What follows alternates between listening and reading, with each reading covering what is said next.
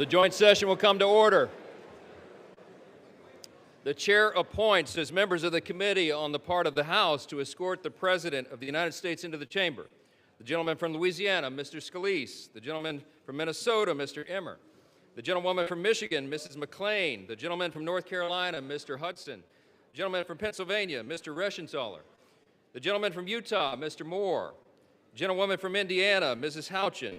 The gentleman from Oklahoma, Mr. Hearn. The gentleman from New York, Mr. Jeffries. The gentleman from California, Mr. Aguilar. The gentleman from California, Mr. Liu. The gentlewoman from Washington, Mrs. Delbene. The gentlewoman from Michigan, Mrs. Dingle. The President of the Senate, at the direction of that body, appoints the following senators as members of the committee on the part of the Senate to escort the President of the United States into the House chamber. The Senator from South Dakota, Mr. Thune. The Senator from Wyoming, Mr. Barrasso. The Senator from Arkansas, Mr. Cotton. The Senator from West Virginia, Mrs. Capito. The Senator from Oklahoma, Mr. Lankford. The Senator from South Carolina, Mr. Scott. The Senator from New York, Mr. Schumer.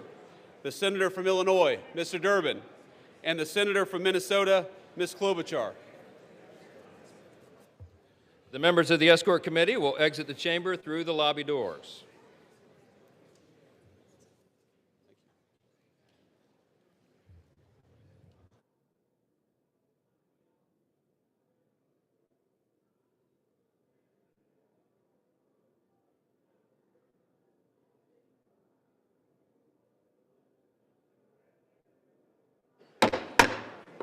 Mr. Speaker, the Acting Dean of the Diplomatic Corps.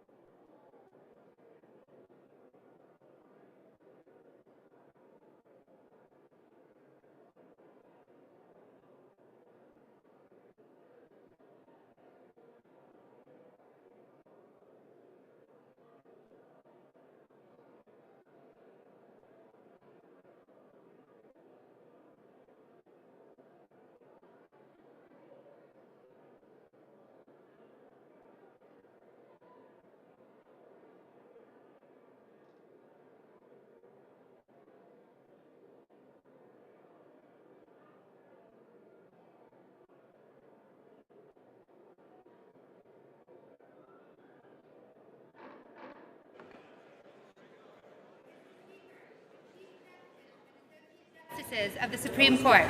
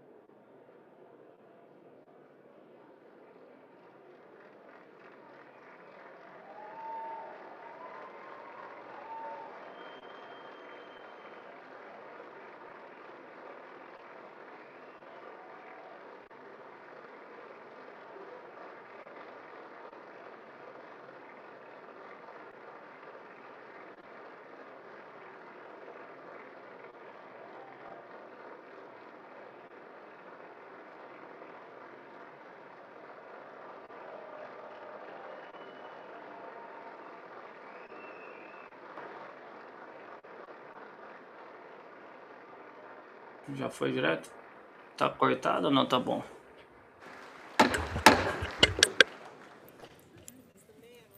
Mr. Speaker, the President's Cabinet.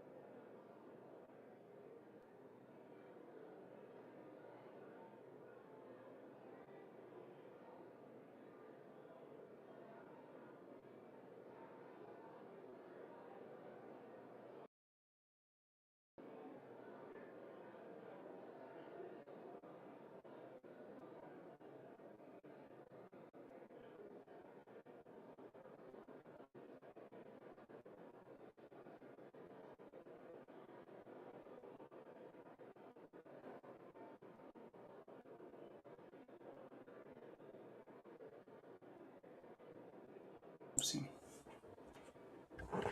Deixa eu ver.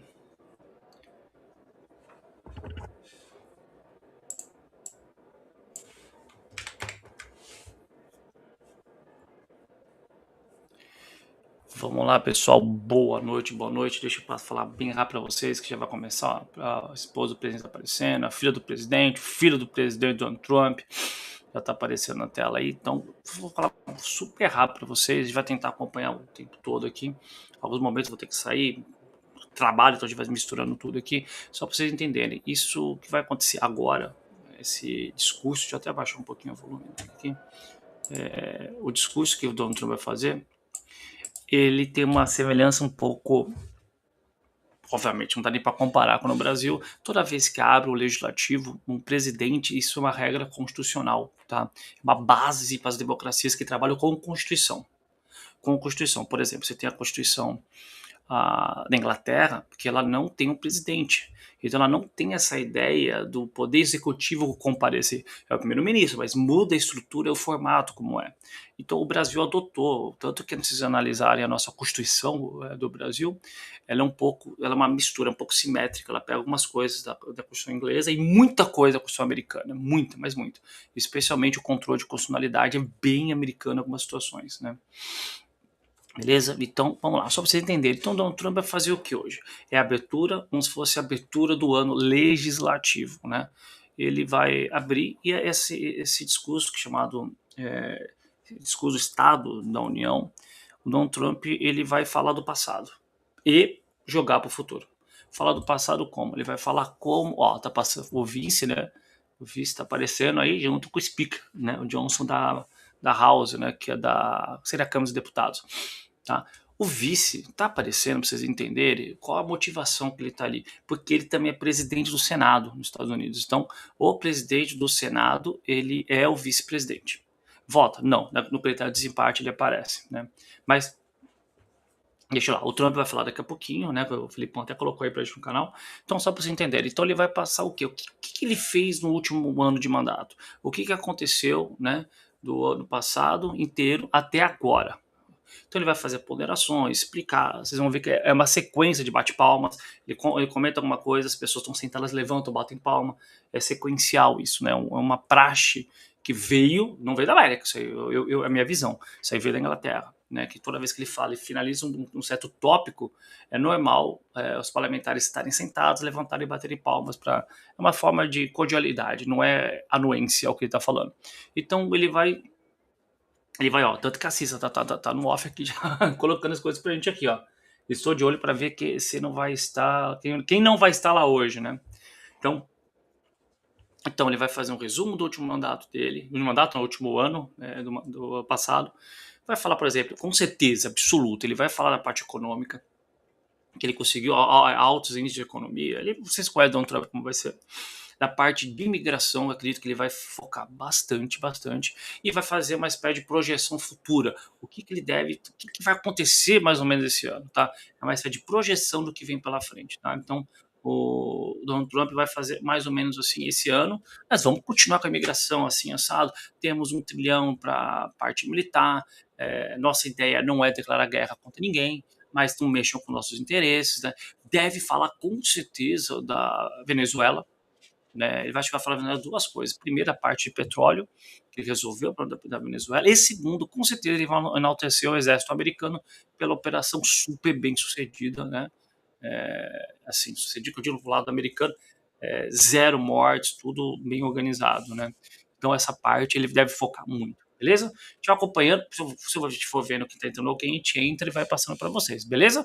Mas eu vou tentar estar o máximo de tempo possível aqui explicando. Daqui a pouco eu paro, vou ter que fazer uma aula aqui, uma sequencial, depois eu volto de novo e tento ficar mais um pouquinho, beleza?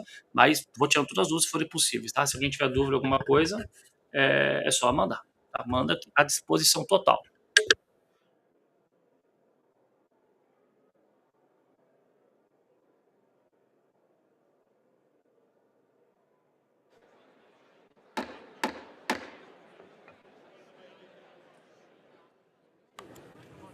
Mr. Speaker, the President of the United States. Felipe, não. Vamos lá, gente, o Donald Trump tá entrando agora. Deixa eu até aumentar o volume para vocês ouvirem o quantidade de palmas que vai acontecer. Me avisa, Felipe, se quer que eu mexa aqui para te ajudar.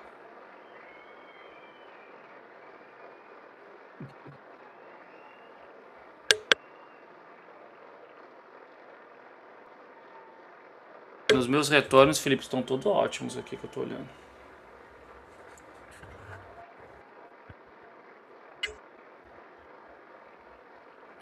Mas vai mexendo tranquilo, vai demorar um time, Felipe, para ir, tá? Tem alguns segundos aí, pode mexer.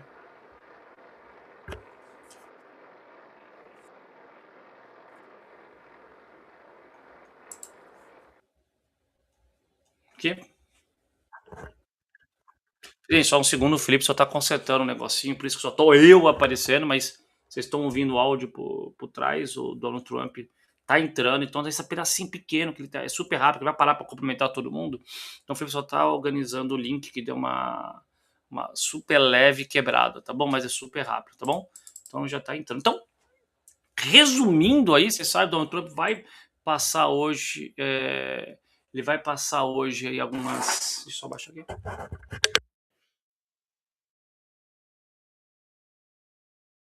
Ele vai resumir o que aconteceu no último ano dele, vai enaltecer muito o governo dele, isso aí é uma questão de lógica, óbvio, né? Ele vai detalhar o máximo possível do que ele fez, deixou de fazer, quem já conhece Donald Trump sabe como vai ser. Vocês vão ver, quem nunca assistiu esse discurso do Estado da União, vocês vão ver que é bem bacana. Eu falo bem bacana porque, assim, já quiserem comparar, por exemplo, com do Biden, era uma coisa muito vontade de dormir, era uma coisa bem ruim de ver, bem cansativa. Do Trump, já vi outros. Então, assim, do Trump é muito legal. Vocês vão ouvir, assim, com... Puta, que legal, né? O último expulsaram, né? Vamos ver se acontece. Expulsaram um parlamentar, né? Saiu um deputado da House, né? Era um doidinho, com cabelo comprido, meio doidão, não lembro de cabelo. Obviamente democrata, né? Ele ficou atrapalhando, gritava, aquela coisa toda. Ele foi expulso. Mas não sei se vai ser dessa vez, porque eu acho que tende ao pessoal ter um certo respeito. Normalmente o pessoal faz o quê? Na hora de bater as palmas, levantar, simplesmente fica quieto, né? Simplesmente não levanta, não faz nenhum tipo de movimentação, porque é indelicado, né? Porque assim, o presidente, ele não é um presidente do presidente do americano X, Y, Z, presidente da América, né? Tanto democrata como republicano. Então, acho que minimamente, eu acho que tem que exaltar e cumprimentar, né? Mas espera aí, opa, deixa eu ver aqui. Tem que decorar, como que é? Aqui, o canal do Penico, pô, também deixa eu até colocar aqui. Ai, Jesus. Vamos lá, o Felipe já tá colocando a informação de novo. A gente tem que decorar a parede. Cara, não é parede, não. É minha janelona aqui. Aí fechou porque tava dando reflexo. Janelona, beleza? Aí, obviamente, já entrou a foto, a câmera do Felipe toda preta, mas já vai entrar o sinal do Filipão aí. Vamos ver. Tá off, né? Mas ele acabou de passar no retorno. Provavelmente deu tudo errado. Deu tudo errado, mas já vai entrar. Eu não sei. Deixa eu pegar aqui, peraí, gente, porque agora o negócio tumultuou tanto que eu que tenho que fazer a transmissão. Deixa eu ver se eu consigo. Deixa eu ver aqui. Já para ter tempo. Só um segundo, pessoal. Vamos lá. Aquele negócio, como que é? Quem faz ao vivo. Espera um pouco, achei o link. Vamos rezar a glória do Senhor, que dê certo de transmitir. Só um segundo, vamos compartilhar o screen, né? É tela ou share screen só, né? Vamos ver se a gente consegue.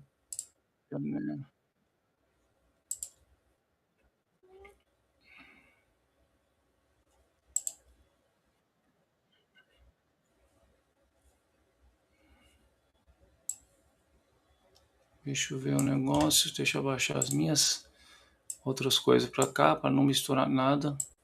Eu deixo uma tela inteirinha para transmissão.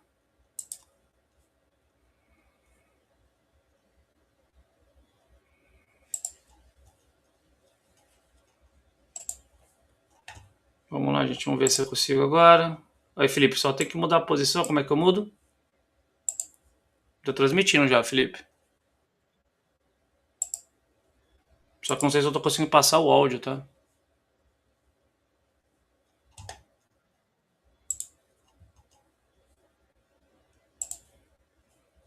Deixa eu ver se o áudio... Ó, o áudio. Espera um pouquinho, já vou deixar melhor para todo mundo acompanhar melhor com a gente.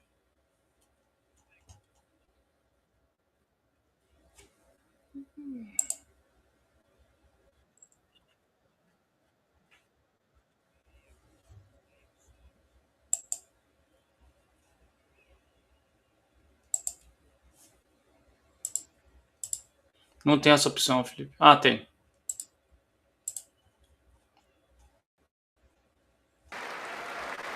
Ainda bem. Pronto, vamos lá, querido. Já começou, agora tá transmitindo certinho, né? Pra todo mundo, né? Fico super feliz. Se alguém puder só comentar aí pra mim, me dá um alô, por favor. Second Lady of the United States. Tá cumprimentando a segunda dama, né?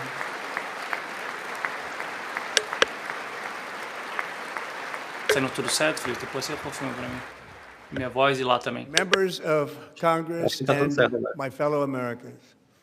Our nation is back, bigger, better, richer, and stronger than ever before.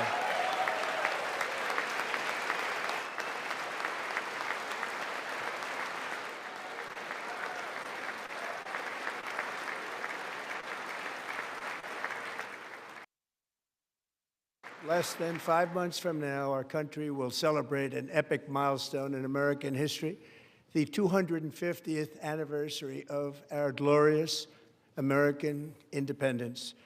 This July 4th, we will mark 2.5 centuries of liberty and triumph, progress and freedom in the most incredible and exceptional nation ever to exist on the face of the earth. And you've seen nothing yet. We're going to do better and better and better. This is the golden age of America.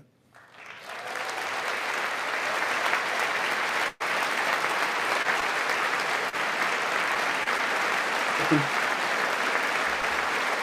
Não, por causa do frame, não pode chamar. Você me ouve?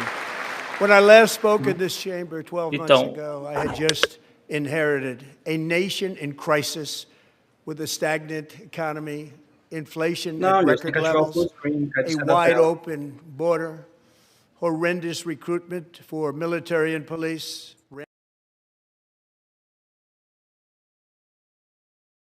Tonight, after just 1 year,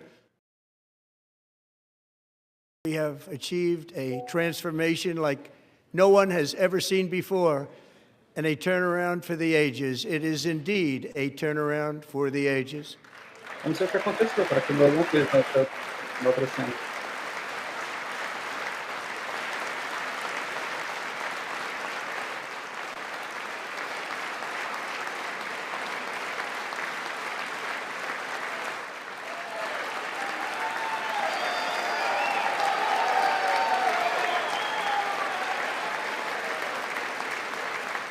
And we will never go back to where we were just a very short time ago. We're not going back.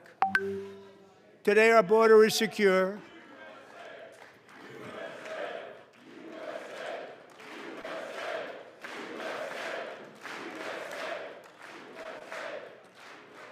Thank you. Today, our border is secure. Our spirit is restored. Inflation is plummeting. Incomes are rising fast. The roaring economy is roaring like never before, and our enemies are scared. Our military and police are stacked, and America is respected again, perhaps like never before.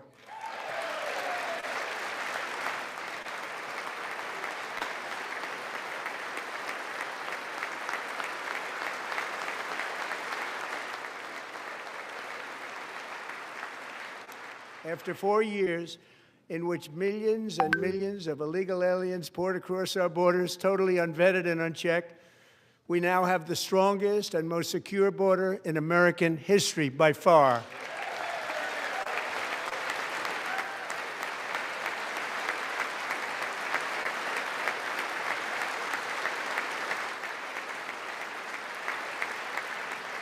In the past 9 months, 0 illegal aliens have been admitted to the United States.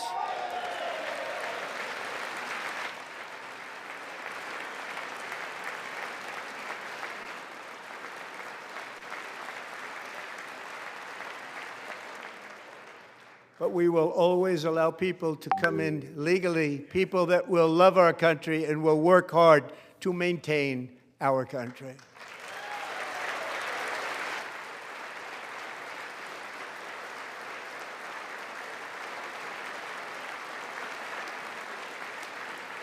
The flow of deadly fentanyl across our border is down by a record 56% in 1 year.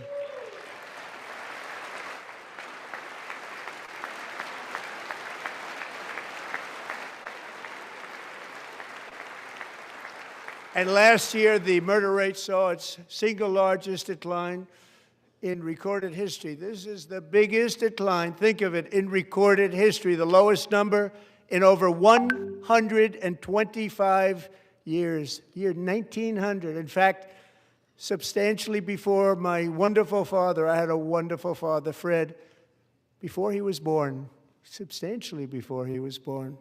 That's a long time ago. He wouldn't like me to say that, but that's a long time ago.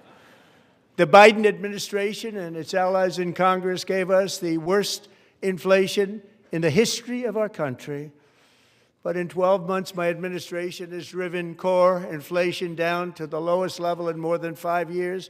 And in the last 3 months of 2025, it was down to 1.7%.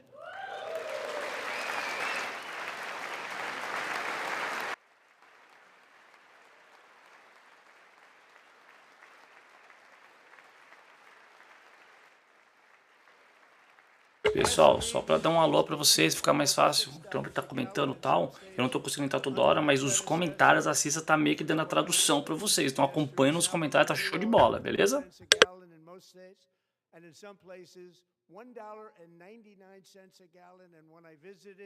The great state of Iowa just a few weeks ago, I even saw $1.85 a gallon for gasoline.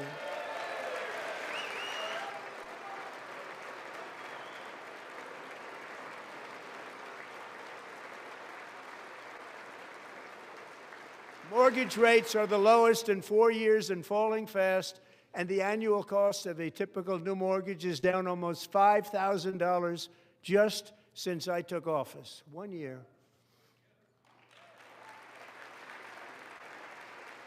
And low interest rates will solve the Biden-created housing problem while at the same time protecting the values of those people who already own a house that really feel rich for the first time in their lives. We want to protect those values. We want to keep those values up. We're going to do both. And we are going to keep it that way. The stock market has set 53 all-time record highs since the election. Think of that, 1 year. Boosting pensions, 401ks, and retirement accounts for the millions and millions of Americans. They're all gaining. Everybody's up, way up. In 4 long years, the last administration got less than $1 trillion in new investment in the United States. And when I say less, substantially less. In 12 months, I secured commitments for more than $18 trillion pouring in from all over the globe.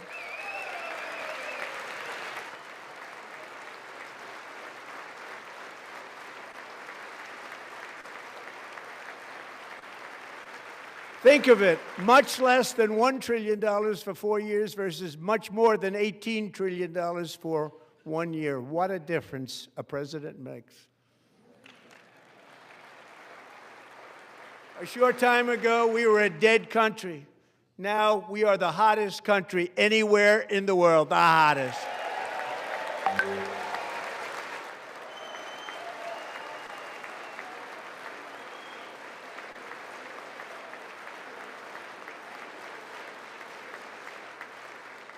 As thousands of new businesses are forming and factories, plants, and laboratories are being built, we have added 70,000 new construction jobs in just a very short period of time. It's getting bigger and bigger and stronger. Nobody can believe what they're watching. American oil production is up by more than 600,000 barrels a day, and we just received from our new friend and partner, Venezuela, more than 80 million barrels of oil.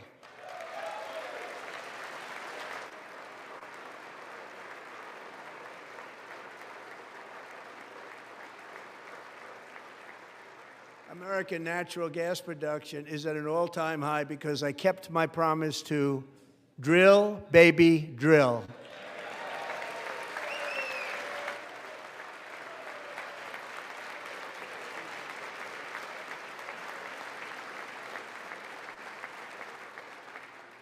More Americans are working today than at any time in the history of our country. Think about that. Any time in the history of our country, more working today.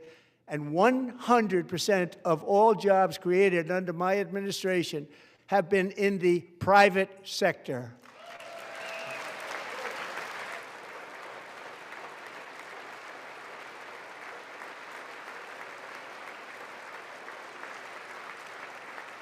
We ended DEI in America.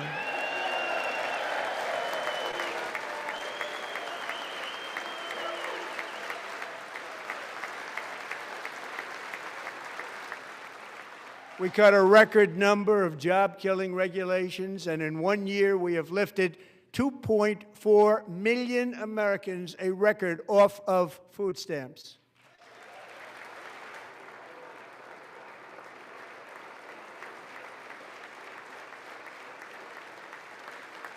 And for all of these reasons, I say tonight, members of Congress, the state of our union is strong.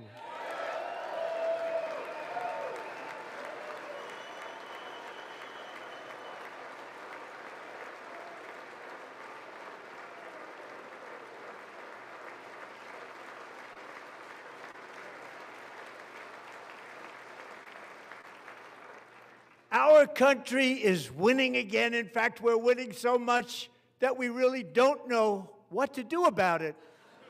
People are asking me, please, please, please, Mr. President, we're winning too much. We can't take it anymore. We're not used to winning in our country. Until you came along, we're just always losing, but now we're winning too much. And I say, no, no, no, you're going to win again. You're going to win big. You're going to win bigger than ever. And to prove that point, here with us tonight is a group of winners who just made the entire nation proud. The men's gold medal Olympic hockey team. Come on in.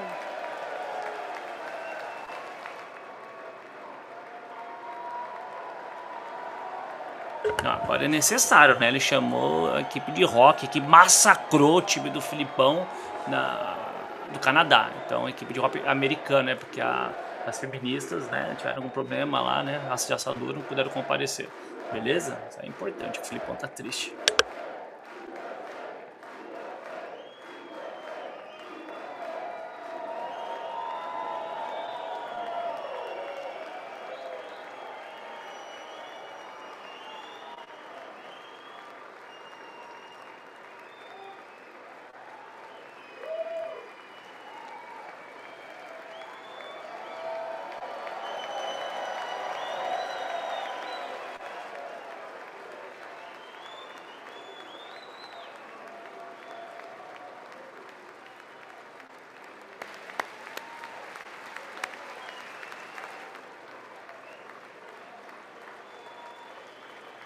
Go ahead.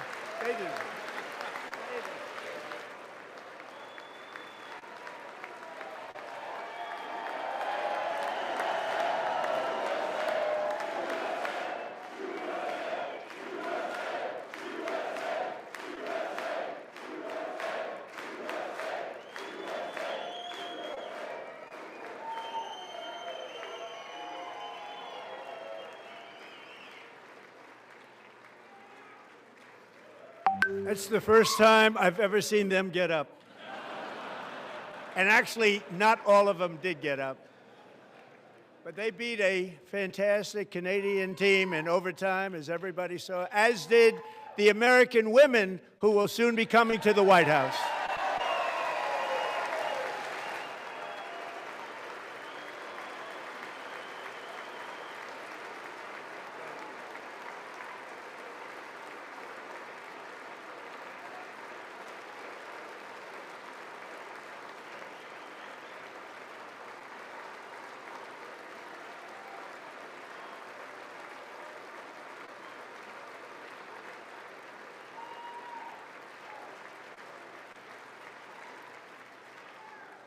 They were in the Oval Office before, and I just want to say a second very big congratulations to Team USA. But I have to say that, and I told them this, and we took a vote of the team. I said, anybody votes no, I'm not doing it. So they stood there, and they weren't about to say no, because I've never seen a goaltender play as well as goalie Connor Hellebuck.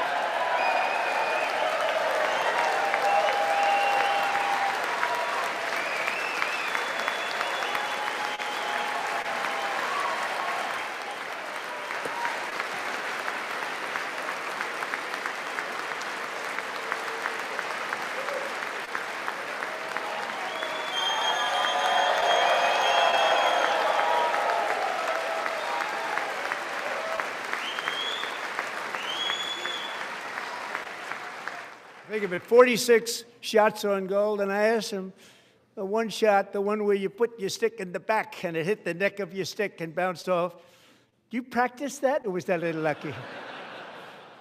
He refused to answer that question. But I just want to tell you that the members of this great hockey squad will be very happy to hear, based on their vote and my vote, and in this case my vote was more important, that I will soon be presenting Connor with our highest civilian honor, which we will be given and which has been given to many athletes over the years. But when I say many, not too many, like 12, it's called the highest civilian honor in our country, the Presidential Medal of Freedom.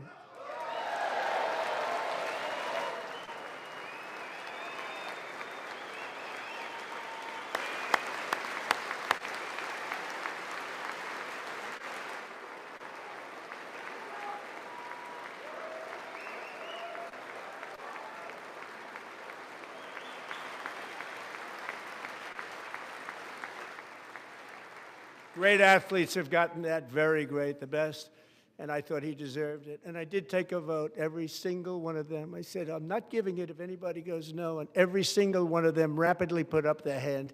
So I want to thank you. What a special job you did. What special champions you are. Thank you very much.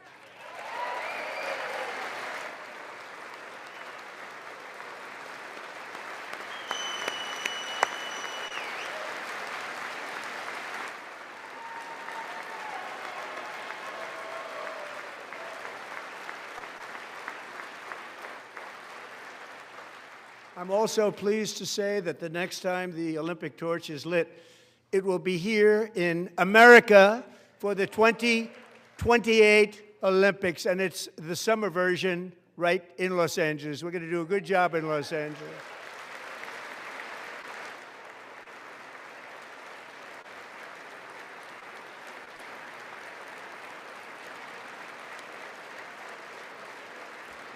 Vou pegar aqui agora. And Los Angeles is going to be safe, just like Washington, D.C. is now one of the safest cities in the country.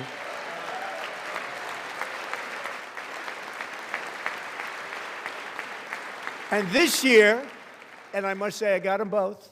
I got them in my first term, and I was disappointed because I didn't think I'd be the president when this happened. But strange things took place. And now I've got them because I got the Olympics and I got the 2026 FIFA World Cup, and I wanted to claim the 250th, but I didn't get away with that one. I couldn't claim that one for myself.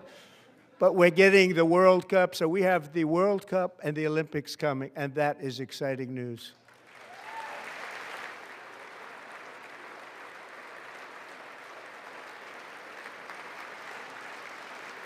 So this will be a year to celebrate our country and the heroes who have kept it free. Men like Buddy Taggart.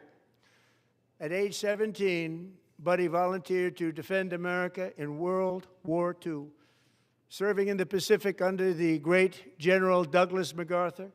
He fought bravely in the famous Battle of Manila, worked so hard. He was badly wounded and almost killed by enemy machine guns in Luzon. And 81 years ago this month, he liberated the largest internment camp in the Philippines, one of the largest anywhere in the world. But he earned many honors, including a Purple Heart and a Bronze Star, came home, started a family, and tonight he is in the gallery looking forward to July 4th, 2026, his 100th birthday.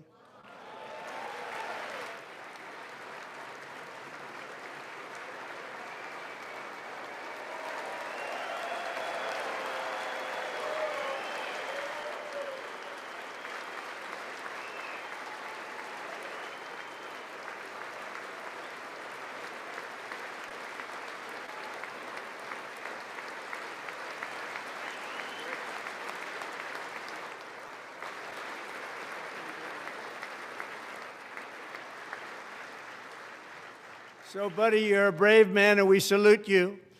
Even in times of challenge, setback, and immense heartache, the spirit of 1776 has always shone through very brightly.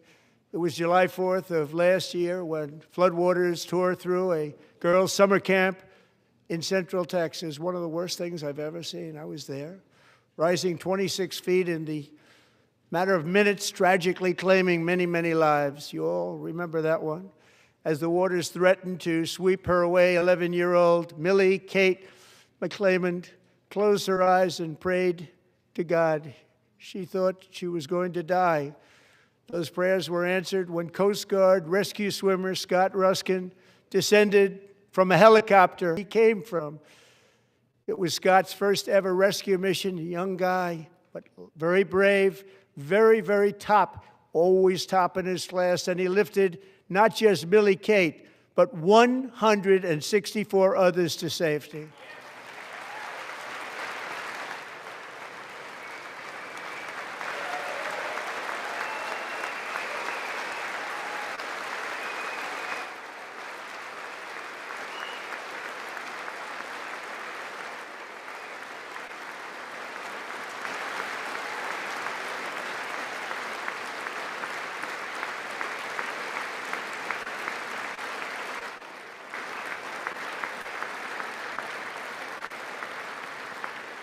People watched Scott from a distance, and they couldn't believe what they were seeing. The winds were blowing, the rain was pouring, everything was going, and that rapid water, nobody's ever seen anything like it. They said, wow, that's something. Tonight, Scott and Millie Kate are here together, reunited for the very first time. Thank you, Scott, Millie Kate.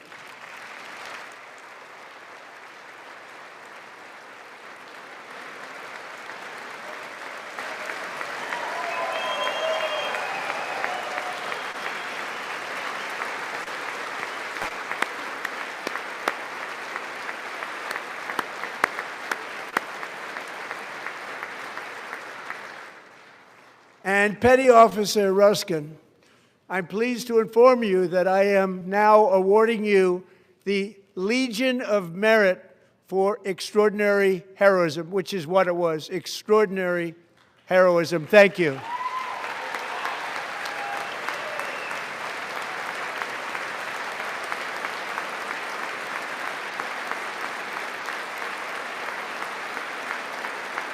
And I'd like to have the military aide to please come down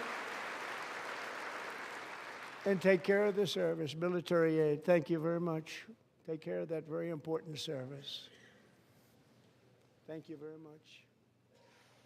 From 1776 to today, every generation of Americans has stepped forward to defend life, liberty, and the pursuit of happiness. And they're really doing it for the next generation.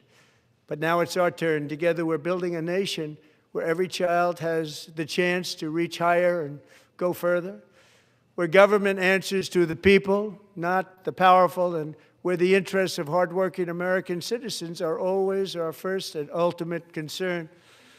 That is the debt we owe to the heroes who came before us, and that is the promise we must keep to America for our 250th year. Last year, I urged this Congress to begin the mission by passing the largest tax cuts in American history, and our Republican majorities delivered so beautifully. Thank you, Republicans.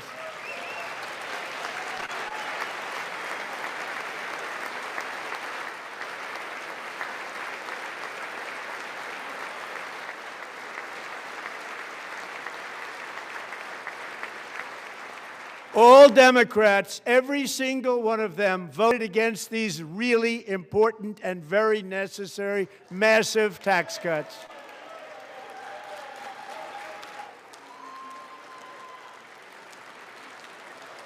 They wanted large-scale tax increases to hurt the people instead. But we held strong, and with the great, big, beautiful bill, we gave you no tax on tips, no tax on overtime, and no tax on Social Security for our great seniors.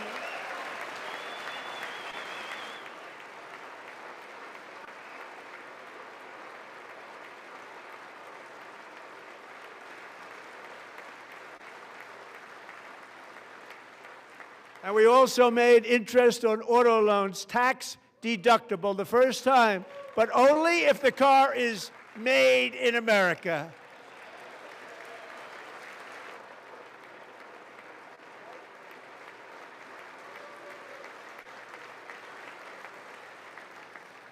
Recently in Pennsylvania, I met Megan Hemhauser, a devoted mom who's homeschools her children, beautiful, 2 children, during the day while waiting tables at night as her husband works overtime operating very heavy equipment.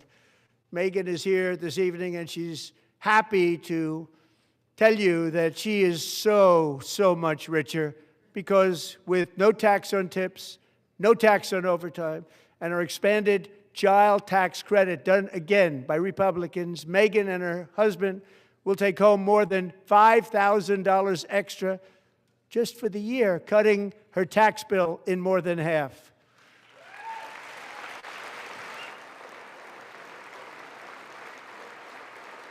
Megan, please stand up. We're fighting for you, Megan.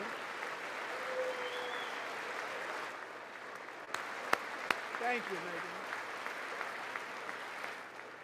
Thank you, Megan. We're fighting for you, Megan. Under our bill, parents like Megan can also activate their children's brand new Trump accounts. And I didn't name it. I did not name it. I did not name that.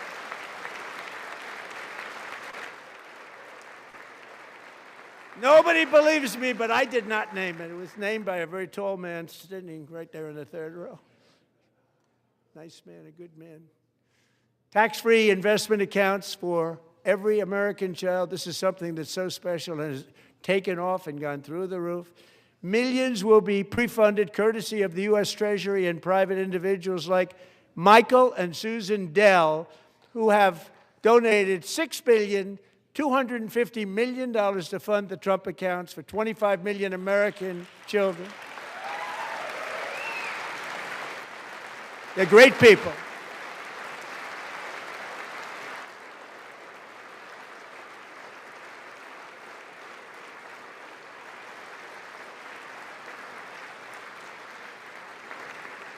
You know, I asked Michael Dell, how do you make all that money? He said, well, I just sat on my dorm in school, and I made computers, and I'd sell them to people, and I just kept selling and selling and selling, and pretty amazing story. That's called the American dream. He sold a lot of computers, a lot of those laptops, so I congratulate him on that, but I really thank him and Susan, as well as others like Brad Gerstner, a very tremendous guy. He was behind it right from the beginning. Brad Gerstner, thank you, Brad.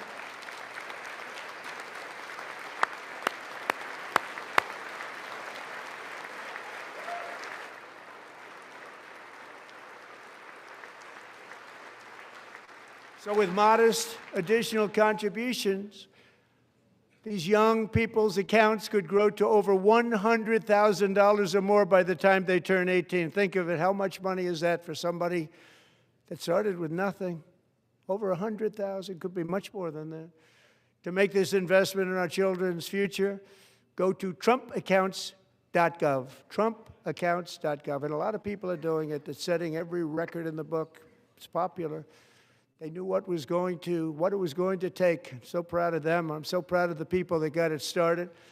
And now it's just taken off. One of the primary reasons for our country's stunning economic turnaround, the biggest in history, where the Dow Jones broke 50,000 4 years ahead of schedule, and the S&P hit 7,000, where it wasn't supposed to do it for many years, were tariffs.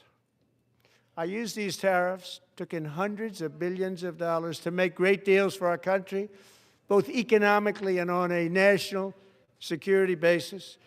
Everything was working well. Countries that were ripping us off for decades are now paying us hundreds of billions of dollars. They were ripping us so badly, you all know that. Everybody knows it. Even the Democrats know it. They just don't want to say it. And yet these countries are now happy, and so are we. We made deals. The deals are all done. And they're happy. They're not making money like they used to, but we're making a lot of money. There was no inflation, tremendous growth, and the big story was how Donald Trump called the economy correctly, and 22 Nobel Prize winners in economics didn't. They got it totally wrong. They got it really wrong. And then just 4 days ago, an unfortunate ruling from the United States Supreme Court.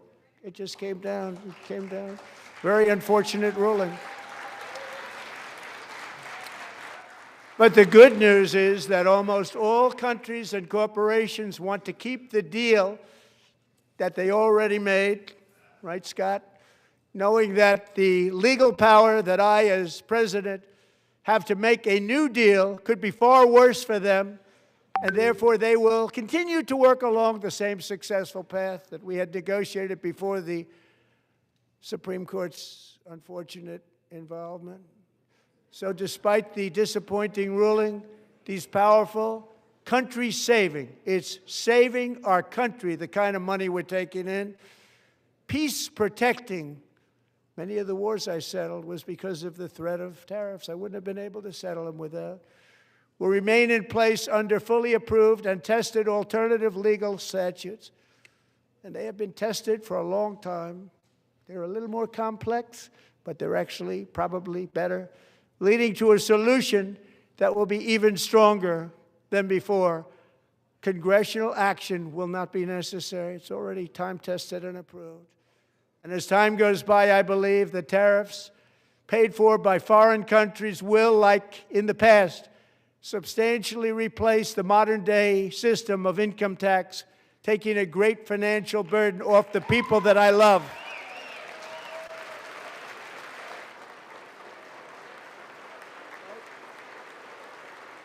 Right?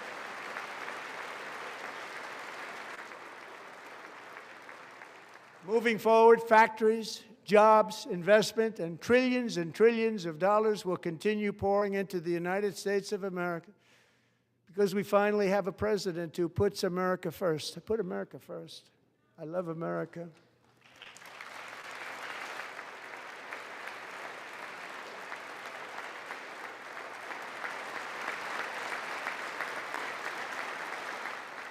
For decades before I came along, we had the exact opposite. From trade to healthcare, from energy to immigration, everything was stolen and rigged in order to drain the wealth out of the productive, hardworking people who make our country great, who make our country run. Under Biden and his corrupt partners in Congress and beyond, it reached a breaking point with the Green New scam, open borders for everyone.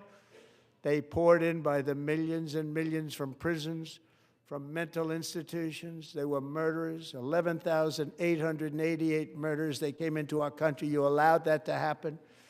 And record-setting inflation that cost the typical family $34,000 in just a speck of time.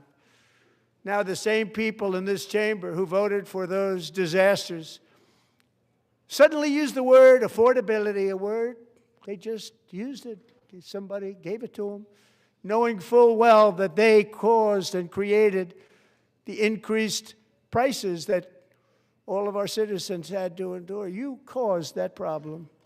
You caused that problem.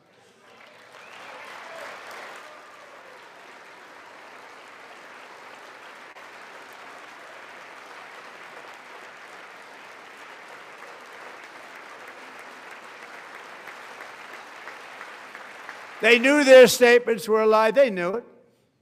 They knew their statements were a dirty, rotten lie. Their policies created the high prices. Our policies are rapidly ending them. We are doing really well. Those prices are plummeting downward.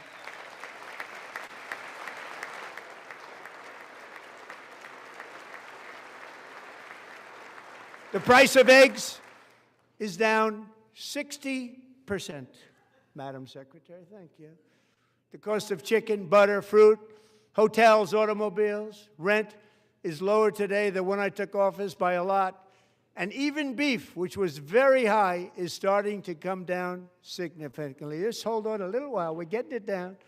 And soon you will see numbers that few people would think were possible to achieve just a short time ago. Nobody can believe when they see the kind of numbers, and especially energy, when they see energy going down to numbers like that, they cannot believe it. It's like another big tax cut. I'm also confronting one of the biggest ripoffs of our times, the crushing cost of health care caused by you. Since the passage of the Unaffordable Care Act, sometimes referred to as Obamacare, big insurance companies have gotten rich. It was meant for the insurance companies, not for the people. With our government giving them hundreds and hundreds of billions of dollars a year as their stock prices soared 1,000, 1,200, 1,400, and even 1,700%, like nothing else. That's why I introduced the great health care plan. I want to stop all payments to big insurance companies and instead give that money directly to the people so they can buy their own health care, which will be better health care at a much lower cost.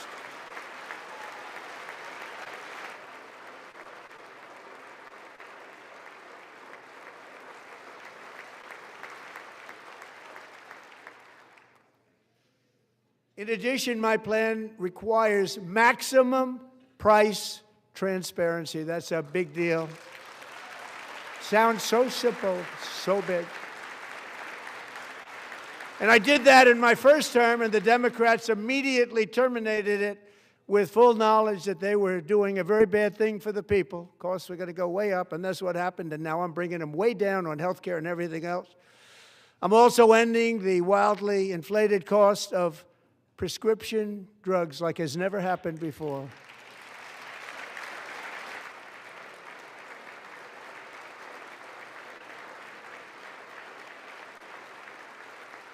Other presidents tried to do it, but they never could. They tried. Most didn't try, actually. But they tried. They said they tried. They couldn't do it. They didn't even come close. They were all talk and no action, but I got it done. Under my just enacted most favored nation agreements, Americans who have for decades paid by far the highest prices of any nation anywhere in the world for prescription drugs will now pay the lowest price anywhere in the world for drugs. Anywhere. The lowest price.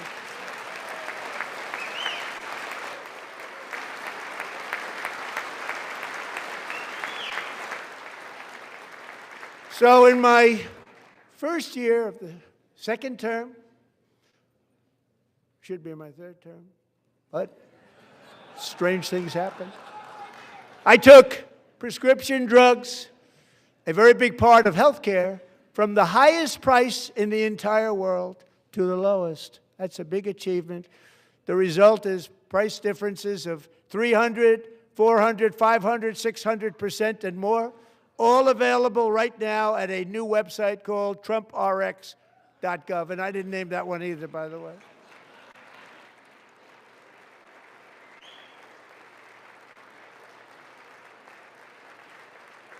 And here tonight is the very first customer ever to get that big discount, and it is big, Catherine Rayner.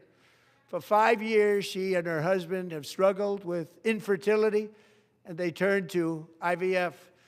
One drug has been costing Catherine $4,000 to purchase, but a few weeks ago, she logged onto the TrumpRx website and got that same drug that cost $4,000, got it for under $500. A reduction of much more, actually, than $3,500. Catherine, we are all praying for you, and you're going to be a great mom.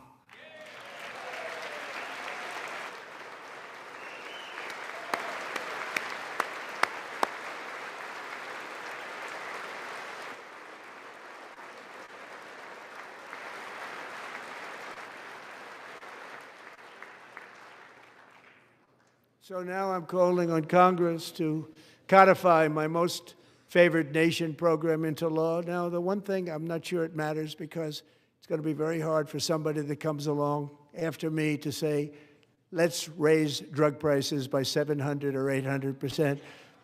But John and Mike, if you don't mind, codify it anyway. They may do it. Codify it anyway. Thank you. Many Americans are also concerned that energy demand from AI data centers could unfairly drive up their electric utility bills. Tonight, I'm pleased to announce that I have negotiated the new Ratepayer Protection Pledge. You know what that is? We're telling the major tech companies that they have the obligation to provide for their own power needs. They can build their own power plants as part of their factory so that no one's prices will go up. And in many cases, prices of electricity will go down for the community and very substantially down. This is a unique strategy never used in this country before. We have an old grid. It could never handle the kind of numbers, the amount of electricity that's needed. So I'm telling them they can build their own plant. They're going to produce their own electricity. It will ensure the company's ability to get electricity while at the same time lowering prices of electricity for you, and could be very substantial for all of you cities and towns. You're going to see some good things happen over the next number of years. Another pillar of the American dream that has been under attack is home ownership. With us tonight is Rachel Wiggins, a mom of two from Houston. She placed bids on 20 homes and lost all of those bids to gigantic investment firms that bypassed inspection, paid all cash, and turned those houses into rentals, stealing away her American dream. She was devastated. Stories like this are why last month I signed executive order to ban large Wall Street investment firms from buying up in the thousands single-family homes.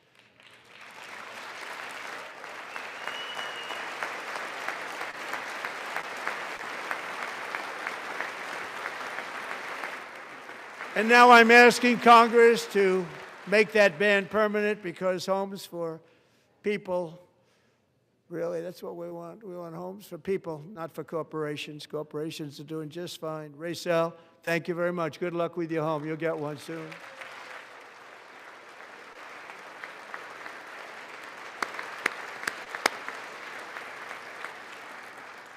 We're also working to make it easier for Americans to save for retirement. And under this administration, we will always protect Social Security and Medicare. They are not protecting it for our seniors. We will always protect Social Security, Medicare, Medicaid.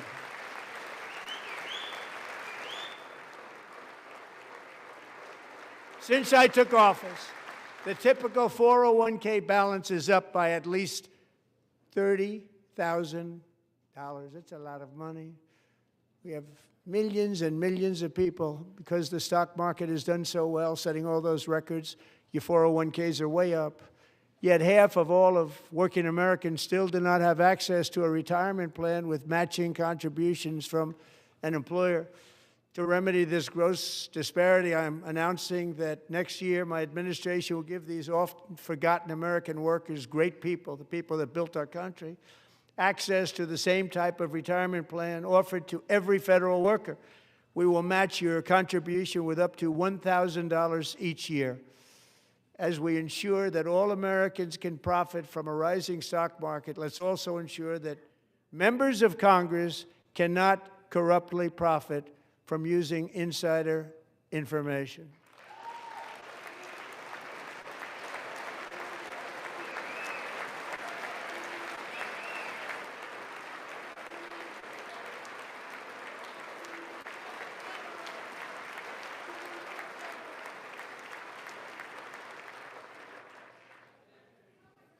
They stood up for that. I can't believe it.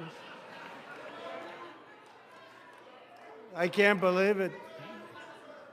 Did Nancy Pelosi stand up if she's here? Doubt it. Pass the Stop Insider Trading Act without delay.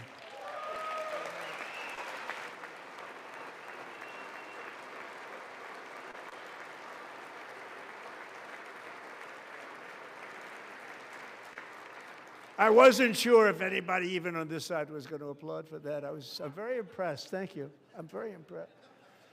But when it comes to the corruption that is plundering, it's plundering America. There's been no more stunning example than Minnesota, where members of the Somali community have pillaged an estimated $19 billion from the American taxpayer. Oh, we have all the information. And in actuality, the number is much higher than that.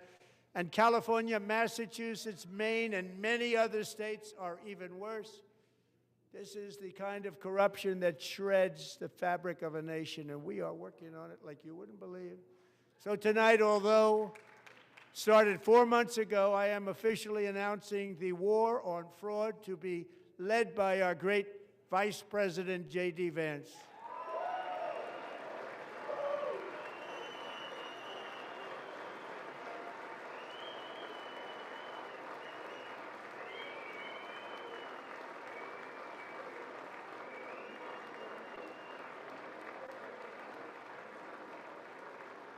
He'll get it done. Find enough of that fraud, we will actually have a balanced budget overnight. It'll go very quickly. That's the kind of money you're talking about. We'll balance our budget. The Somali pirates who ransacked Minnesota remind us that there are large parts of the world where corruption and lawlessness are the norm, not the exception. Importing these cultures through unrestricted immigration and open borders brings those problems right here to the USA. And it is the American people who pay the price in higher medical bills, car insurance rates, rent, taxes, and perhaps most importantly, crime. We will take care of this problem. We're going to take care of this problem. We are not playing games. Delilah.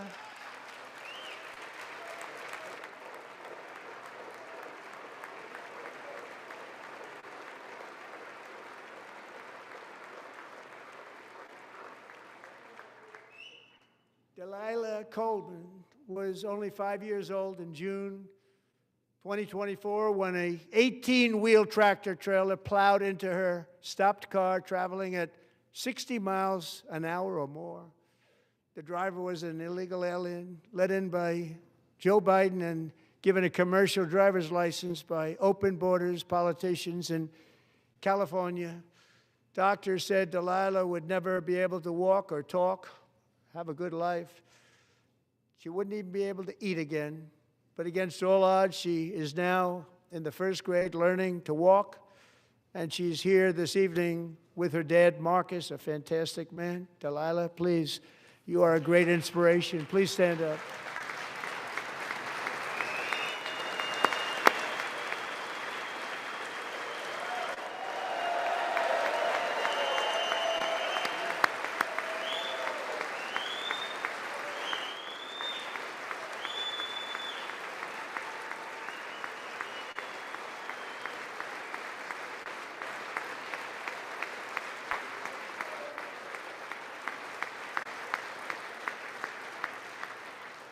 Thank you, Delilah. Many, if not most, illegal aliens do not speak English and cannot read even the most basic road signs as to direction, speed, danger, or location. That's why tonight I'm calling on Congress to pass what we will call the Delilah Law, barring any state from granting commercial driver's licenses to illegal aliens.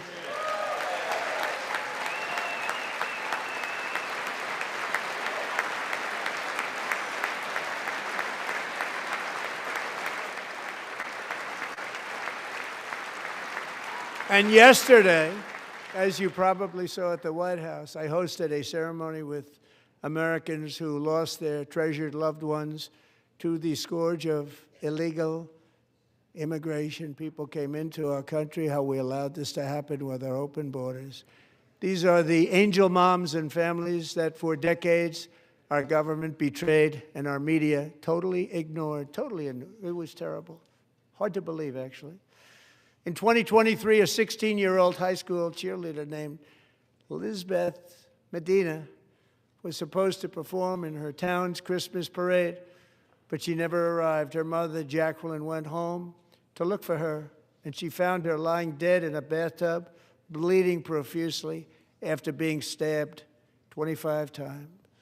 Elizabeth's killer was a previously arrested illegal alien who had broken in and brutally extinguished the brightest light in her family's life, violently and viciously.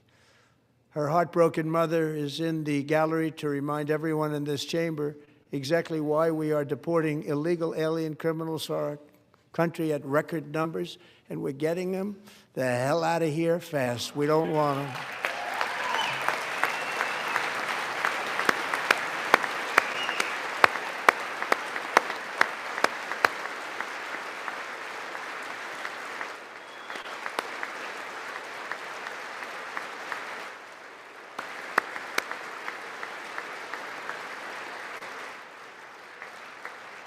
Thank you very much, Jacqueline. Thank you. We can never forget that many in this room not only allowed the border invasion to happen before I got involved, but indeed they would do it all over again if they ever had the chance. If they ever got elected, they would open up those borders to some of the worst criminals anywhere in the world. The only thing standing between Americans and a wide open border right now is President Donald J. Trump and our great Republican patriots in Congress. Thank you. Thank you.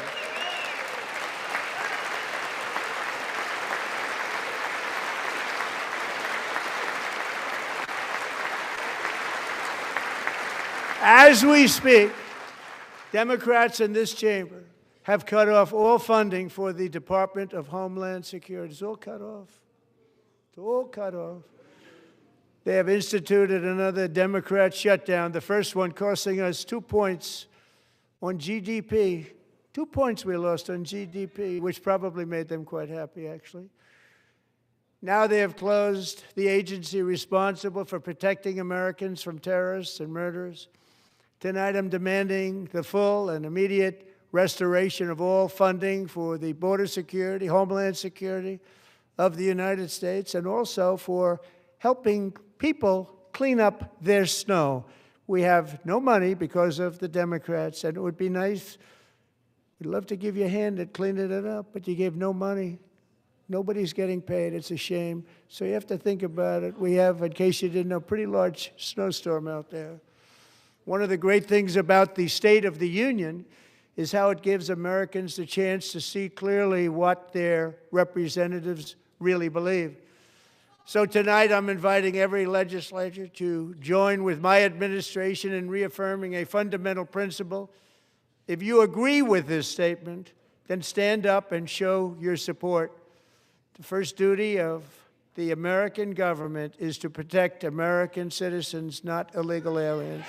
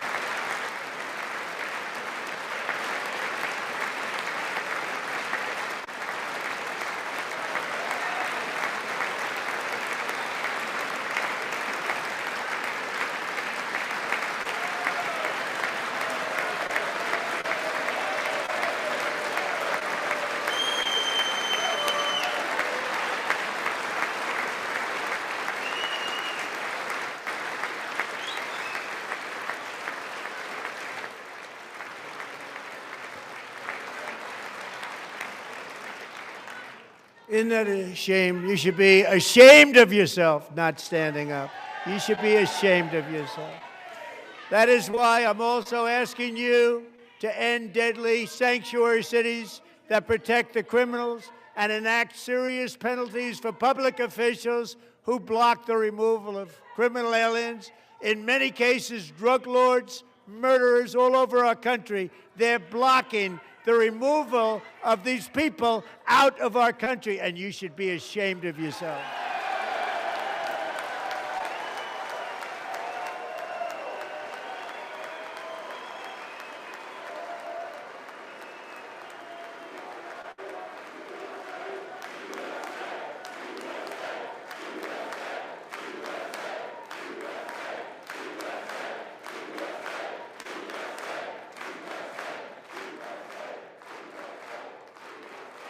And perhaps most importantly, I'm asking you to approve the Save America Act.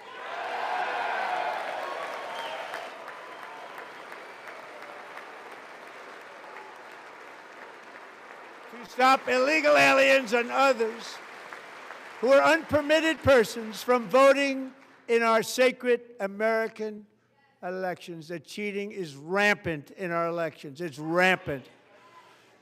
It's very simple. All voters must show voter ID.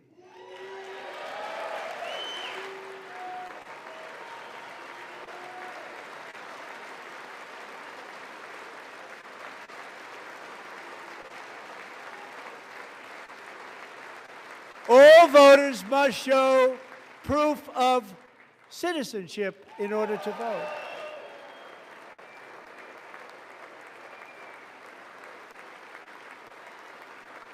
And no more crooked mail-in ballots except for illness, disability, military, or travel. None. And this should be an easy one. And by the way, it's polling at 89%, including Democrats, 89%.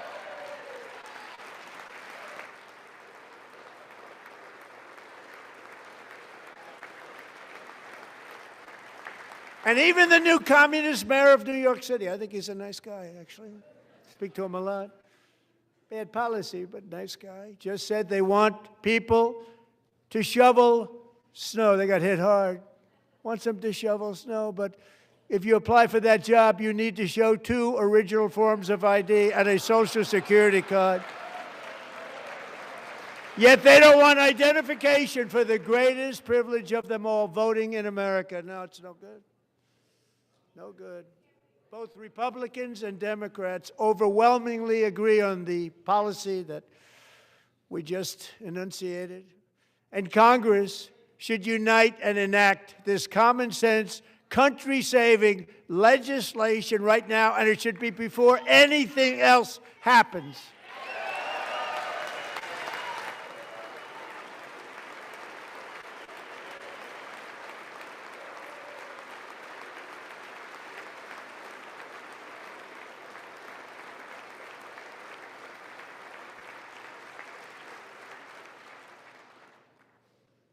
And the reason they don't want to do it, why would anybody not want voter ID? One reason, because they want to cheat. There's only one reason.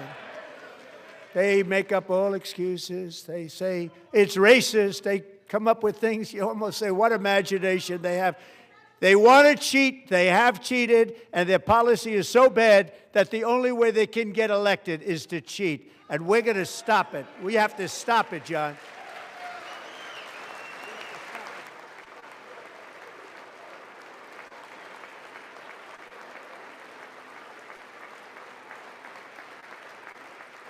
And here is one more opportunity to show common sense in government.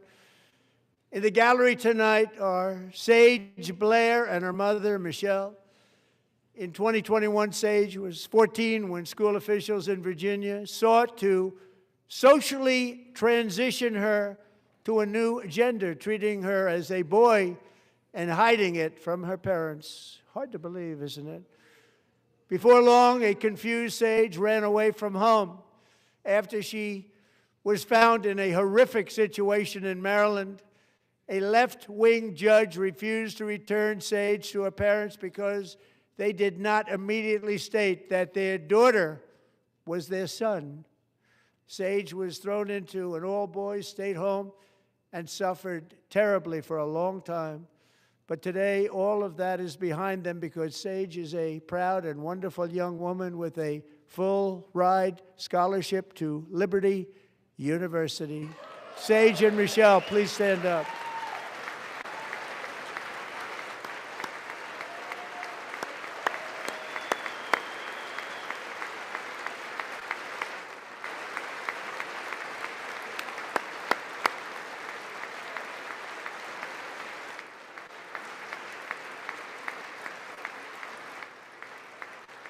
And thank you for your great bravery. And who can believe that we're even speaking about things like this?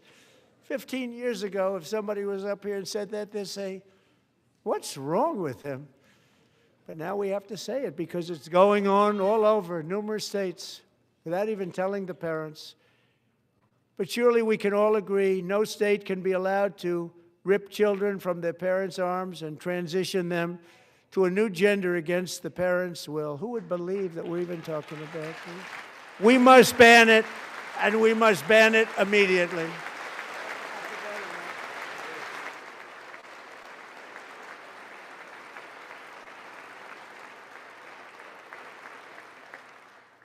Look, nobody stands up. These people are crazy, I'm telling you. They're crazy.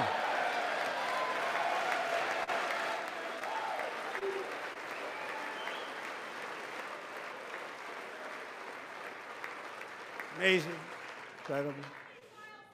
Boy, oh boy. We're lucky we have a country. With people like this, Democrats are destroying our country, but we've stopped it just in the nick of time, didn't we? Huh?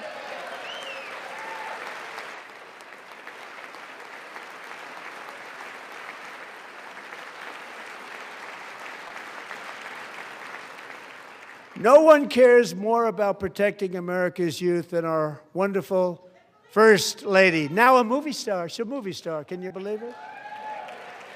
Who would have believed that? Over the past year, she has had an incredible impact championing AI legislation, advancing a landmark executive order on foster care, and helping secure $30 million to launch the Melania Trump Foster Youth to Independence Initiative. It's a tremendous, really a tremendous thing that happened and had a lot of bipartisan support. She gets much better bipartisan support than I do. I get none. She gets a lot. Someday you're going to have to tell me how you did that. And students and educators in every state have joined the First Lady's efforts in the presidential AI challenge, keeping America's next generation positioned to succeed and strongly succeed in the future. Tonight, we welcome two young people whose lives reflect the First Lady's impact, Sierra Burns and Everest Nevermont. Thank you both, and Melania, thank you. I know how hard you worked on it. Thank you very much.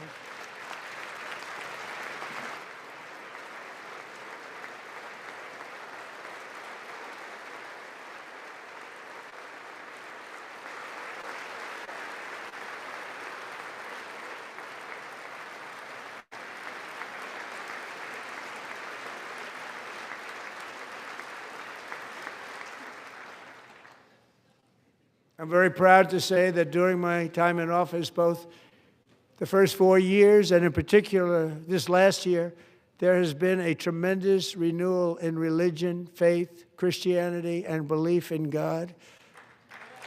Tremendous renewal.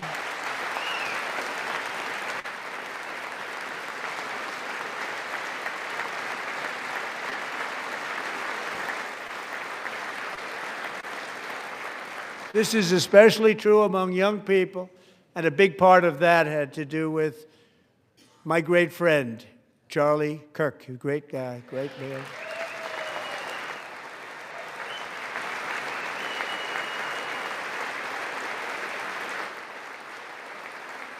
So last year, Charlie was violently murdered by an assassin and martyred, really martyred for his beliefs. His wonderful wife, Erica, is with us tonight. Erica, please stand.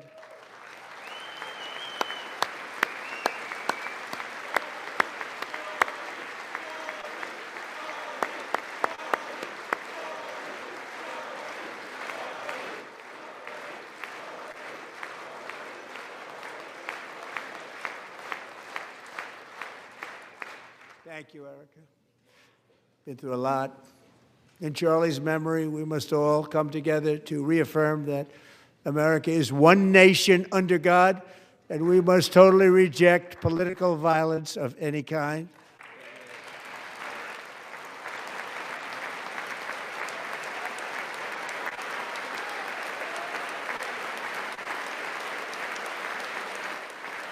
We love religion, and we love bringing it back, and it's coming back at levels that nobody actually thought possible. It's really a beautiful thing to see.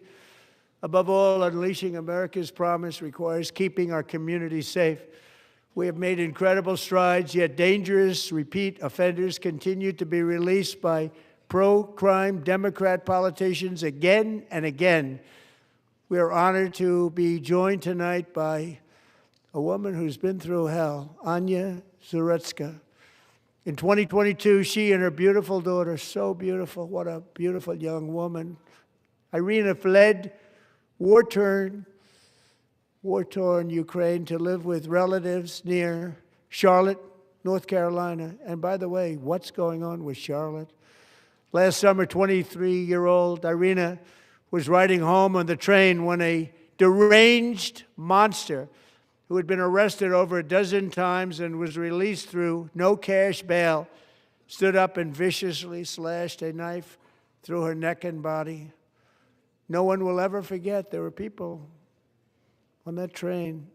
No one will ever forget the expression of terror on Irina's face as she looked up at her attacker in the last seconds of her life. She died instantly. She had escaped a brutal war only to be slain by a hardened criminal set free to kill in America came in through open borders. Mrs. Zaretsky, tonight I promise you we will ensure justice for your magnificent daughter, Irina.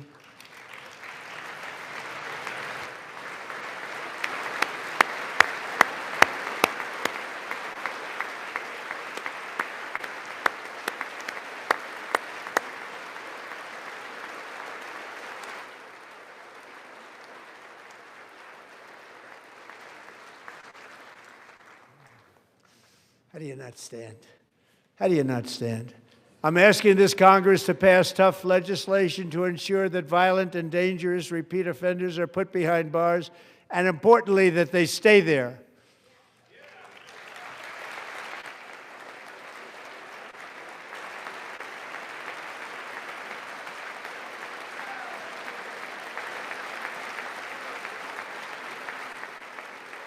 Starting last summer, I deployed our National Guard and federal law enforcement to restore law and order to our most dangerous cities, including Memphis, Tennessee, big success, New Orleans, Louisiana, big success, and our nation's capital itself, Washington, D.C., where we have almost no crime anymore in Washington, D.C. How did that happen?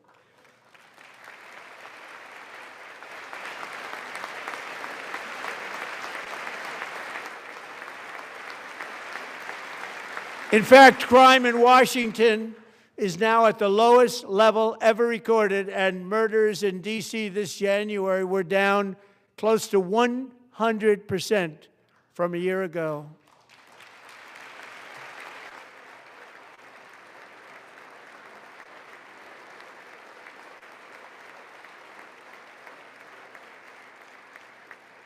They don't like to hear that.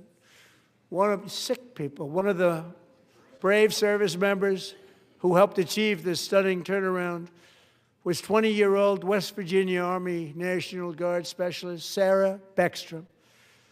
After a 4-month deployment, she voluntarily extended her service, and her rank was going to be lifted. She was doing so well. They were so proud of her. But the very next day, she was on patrol near the White House when she was ambushed and shot in the head by a terrorist monster from Afghanistan. Shouldn't have been in our country. And all because she wore the uniform of our nation. She was shot. He traveled here because he didn't like people wearing our uniform. He was sick and deranged. Shouldn't have been in our country. Sarah Beckstrom died in order to defend our capital, and we are honored to be joined by her wonderful parents, Gary and Evalie. Your daughter was a true American patriot, and she will be greatly missed. She was a great person. I saw reports on her. They've never seen anything like it.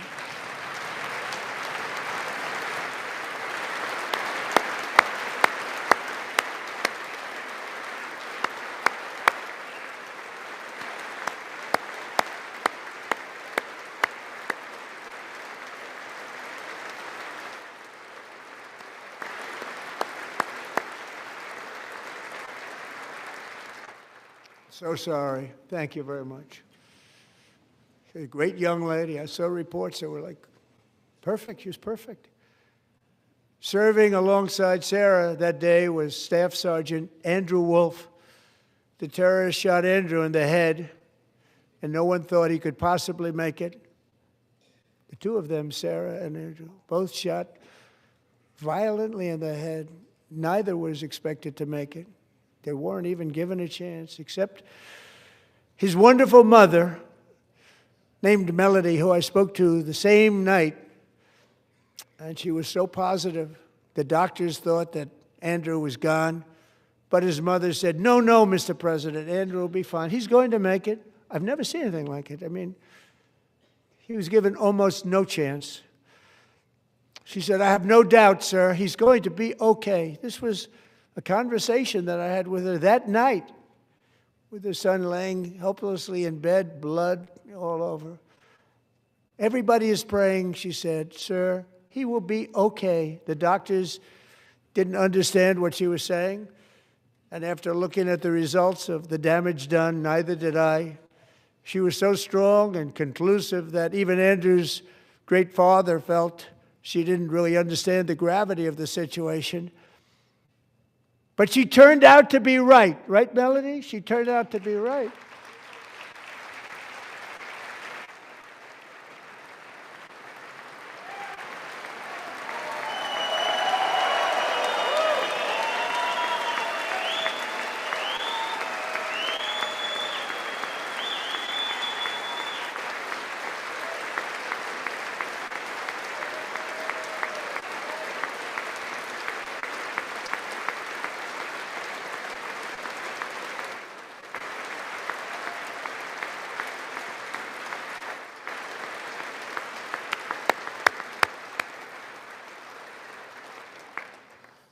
Amazing, actually. I said, where does this woman come from? She's the most positive person I've ever met. With God's help, Andrew has battled back from the edge of death, and we're talking about the edge of death, on his way to a miraculous recovery. He's got a little work to do, but he's doing great. Nice to see you. He's a good-looking guy. Nice to see you. Thanks, Andrew. Thank you very much.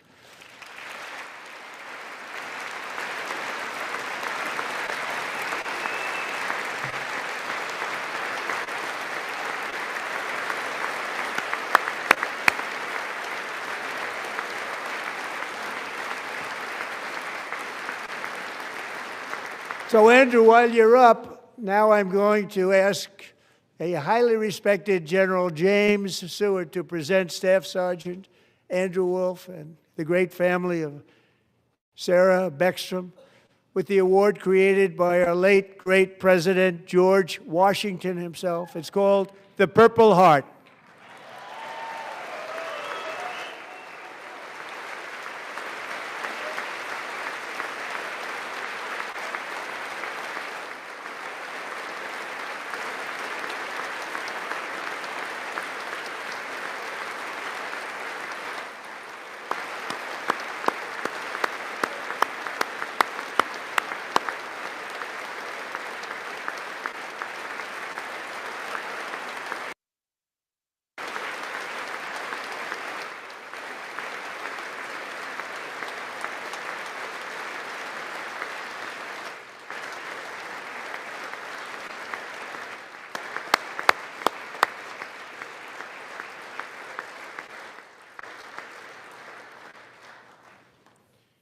We love you all. Love you. We're proudly restoring safety for Americans at home, and we are also restoring security for Americans abroad. Our country has never been stronger. In my first 10 months, I ended 8 wars, including Cambodia. Isn't it funny? Sick people. Cambodia and Thailand, Pakistan and India. Would have been a nuclear war. 35 million people said the Prime Minister of Pakistan would have died if it were not for my involvement. Kosovo and Serbia, Israel and Iran, Egypt and Ethiopia, Armenia and Azerbaijan, the Congo and Rwanda, and of course the war in Gaza, which proceeds at a very low level. It's just about there. And I want to thank Steve Witkoff and Jared Kushner for your help. Thank you, Steve. Thank you, Jared.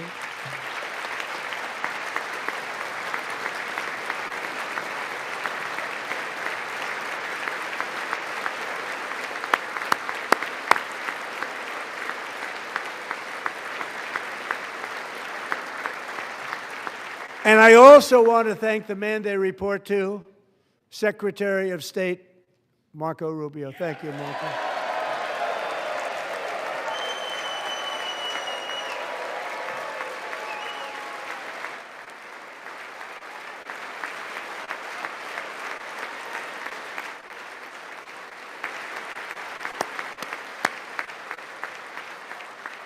People like you. You know, Marco got 100% of the votes when he was in confirmation. I think our next one was about 54%. And some of the Democrats are now saying, I can't believe we approved that guy. And he said it's an honor that they feel that way, right, Marco? You have done a great job, great Secretary of State. I think he'll go down as the best ever.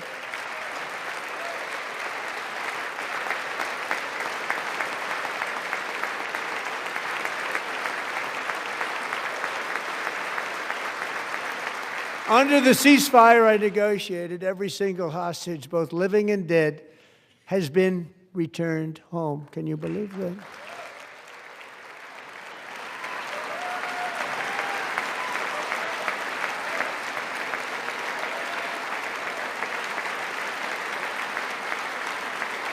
Nobody thought it was possible. Nobody thought that was possible. Both living and dead. And those parents who had a dead son, their boy, they'd always tell me their boy, they wanted him as much as though he were living. It was an amazing period of time. And they came back, and when we got all of the living hostages back, and many, many before them, but I always said those last 20 are going to be very tough, but we got many, many more, hundreds. But I said those last 20 are going to be tough. We got them back. But we only got back 14 or 15 of the dead of the 28. And believe it or not, Hamas worked along with Israel, and they dug and they dug and they dug. It's a tough thing to do, going through bodies all over, passing up 100 bodies sometimes for each one that they found. Tough job. And they finally got it back to 27. And then Steve and Jared, they got it back to 28. They found all 28. Nobody thought that was possible, but we did it. And I remember the family of the 28th. They were so grieved, but they were so happy as it's possible to be. They had their boy back. The mother said, "Sir, we have our boy back." What a period of time that was, but we got them all back. So thank you both very much. Great job.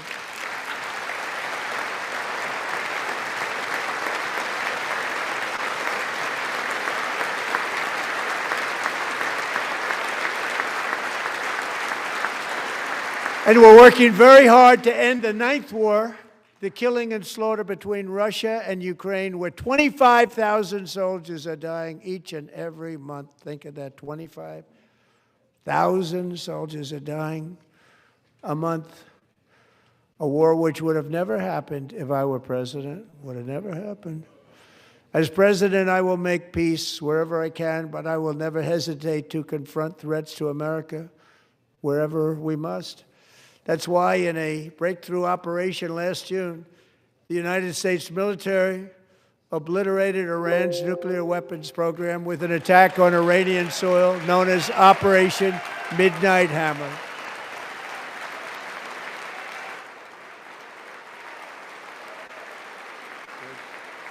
Good.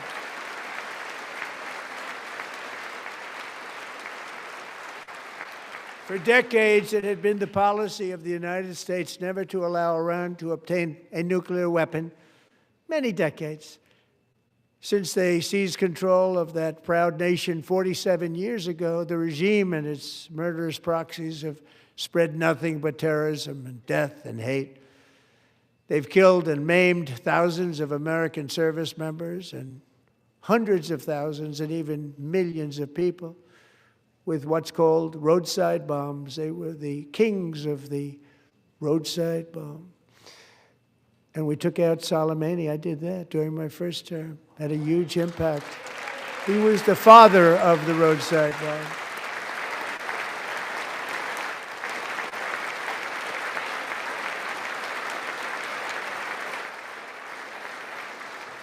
And just over the last couple of months with the protests, they've killed at least, it looks like, 32,000 protesters. 32,000 protesters in their own country.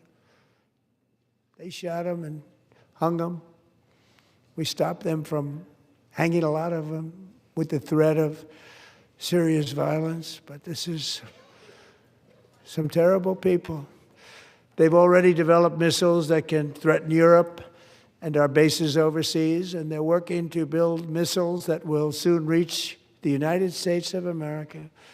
After Midnight Hammer, they were warned to make no future attempts to rebuild their weapons program, and in particular, nuclear weapons. Yet they continue. They're starting it all over. We wiped it out, and they want to start all over again, and are at this moment again pursuing their sinister ambitions. We are in negotiations with them. They want to make a deal, but we haven't heard those secret words. We will never have a nuclear weapon. My preference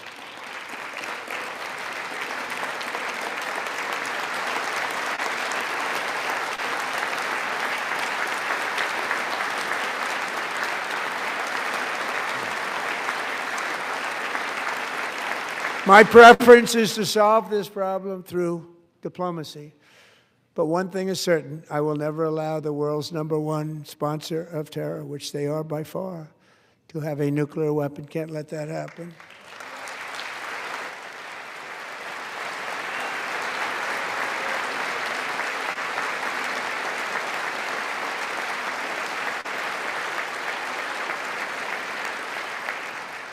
And no nation should ever doubt America's resolve. We have the most powerful military on earth. I rebuilt the military in my first term. We're going to continue to do so. Also, we just approved a $1 trillion budget. We have no choice. We have to be strong because hopefully we will seldom have to use this great power that we built together. It's really called peace through strength, and it's been very, very effective.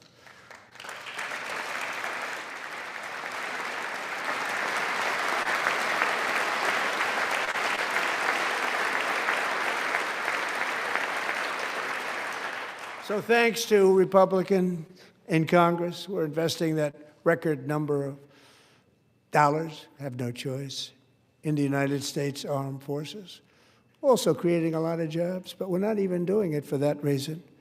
Because as I said, we have more jobs, more people working today than ever before in the history of our country.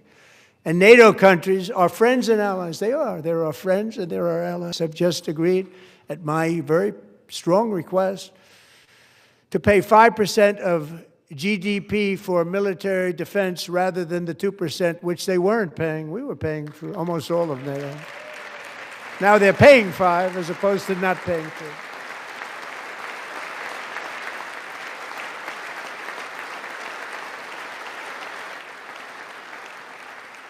And getting that 5% was something which everyone said would never be done, could not happen. We got it really easily with one meeting. And big difference between 2% that's not paid. We were paying the freight of many of them. Very few were paid up. Now 5%, then they're paid. And everything we send over to Ukraine is sent through NATO, and they pay us in full. They pay us totally in full. Every branch of our armed forces is setting records for recruitment. This is so exciting. And every service member recently.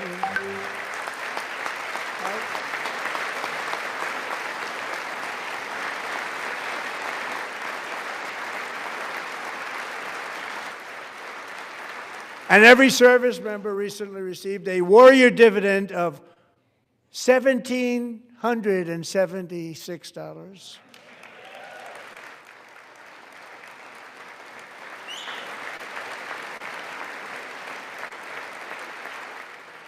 You know, they put it on my desk. We got the money from tariffs and other things, a lot of money we have. We have much more money than people understand.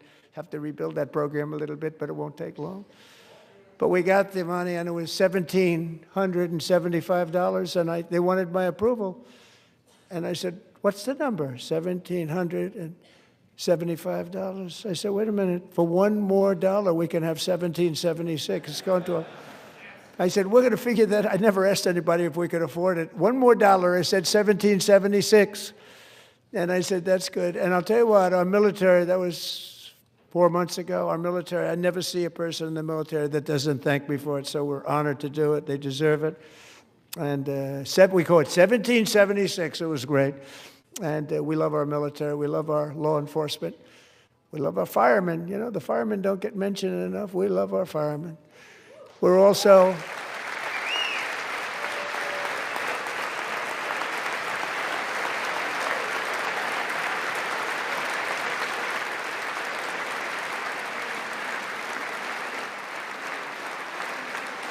We're also restoring American security and dominance in the Western Hemisphere, acting to secure our national interests and defend our country from violence, drugs, terrorism, and foreign interference. For years, large swaths of territory in our region, including large parts of Mexico, really large parts of Mexico, have been controlled by murderous drug cartels. That's why I designated these cartels as foreign terrorist organizations, and I declared illicit fentanyl as a weapon of mass destruction.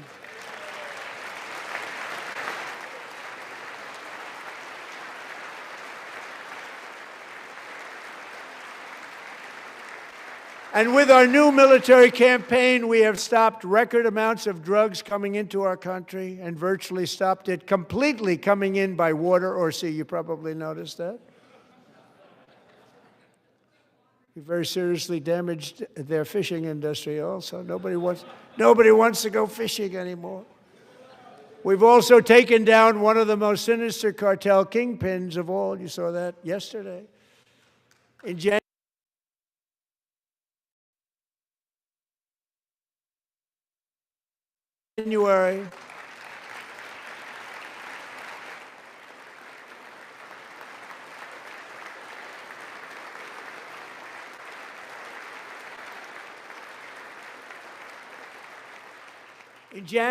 elite American warriors carried out one of the most complex, spectacular feats of military competence and power in world history. No one's seen anything like it. Foreign leaders, I won't tell you who, called me and they said, very impressive, very good.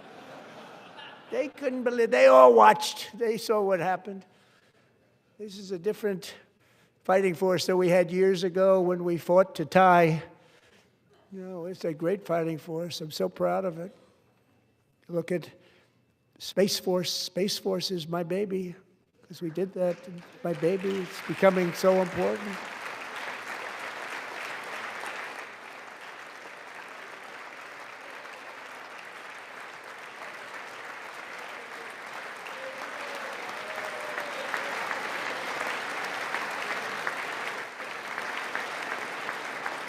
And America's armed forces overwhelmed all defenses and utterly defeated an enemy, good fighters, to end the reign of outlaw dictator Nicolas Maduro and bring him to face American justice.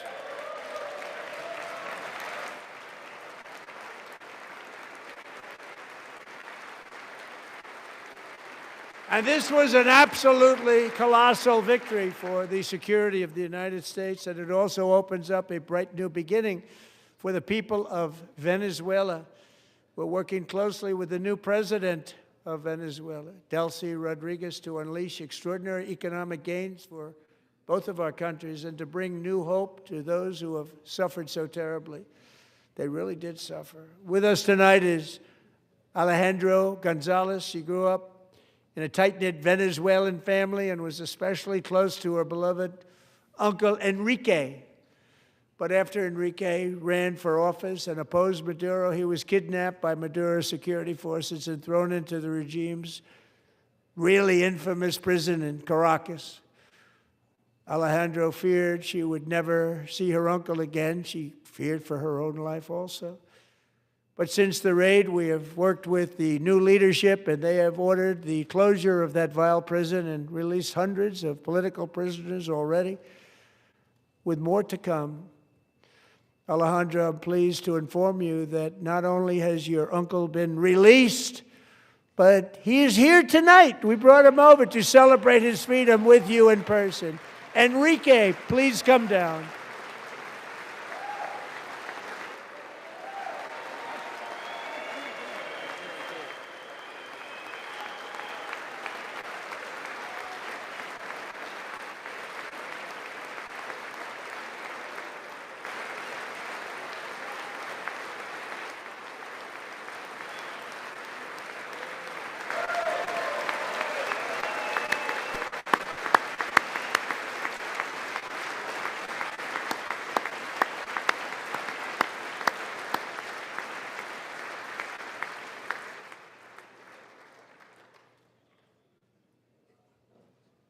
Thank you, Enrique. Have a good time. Nice to have you back, Enrique. There were many heroes on that January raid to capture Maduro, really great heroes. It was very dangerous. They knew we were coming. They were all set. But the deeds of one warrior that night will live forever in the eternal chronicles of military valor. Chief Warrant Officer 5, Eric Slover, planned the mission and was the flight lead in the cockpit of the first helicopter, a big, beautiful, powerful helicopter. It was a massive Chinook carrying, as you can imagine, many, many American warfighters. Wearing the dog tags, his wife Amy had blessed with holy water before he left. She knew it was going to be a rough one. Eric steered the Chinook under the cover of night and descended swiftly upon Maduro's heavily protected military fortress. This was a major military installation, protected by thousands of soldiers and guarded by Russian and Chinese military technology. How did that work out? Not too good. While preparing to land, enemy machine guns fired from every angle, and Eric was hit very badly in the leg and hip, one bullet after another. He absorbed 4 agonizing shots, shredding his leg into numerous pieces. And yet, despite the fact that the use of his legs was vital to successful helicopter flight, legs are the most important part of flying a helicopter, to deliver the many commandos who would capture and detain Maduro was the only thing Eric was thinking about. Then, even as he was gushing blood, which was flowing back down the aisle, helicopter lands at a steep angle.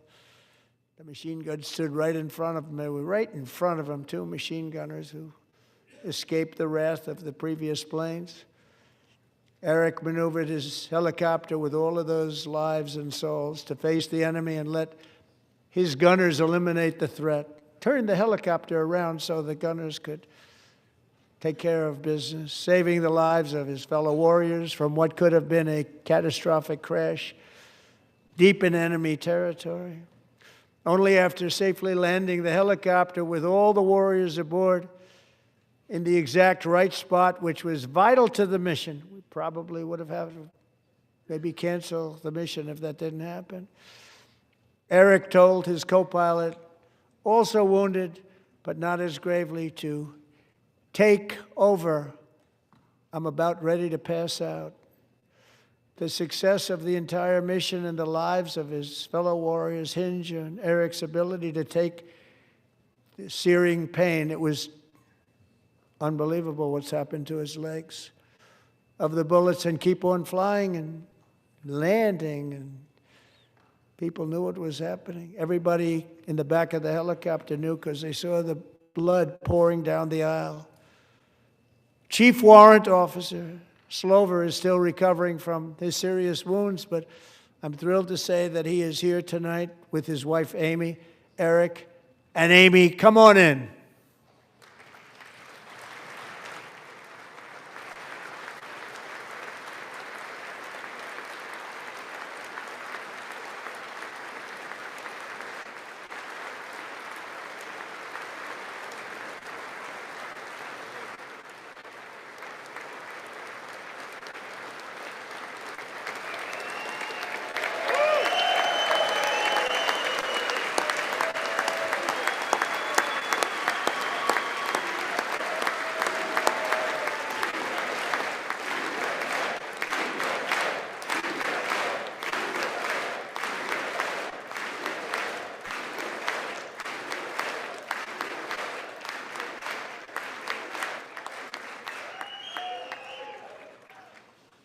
So we have a surprise for Eric and Amy.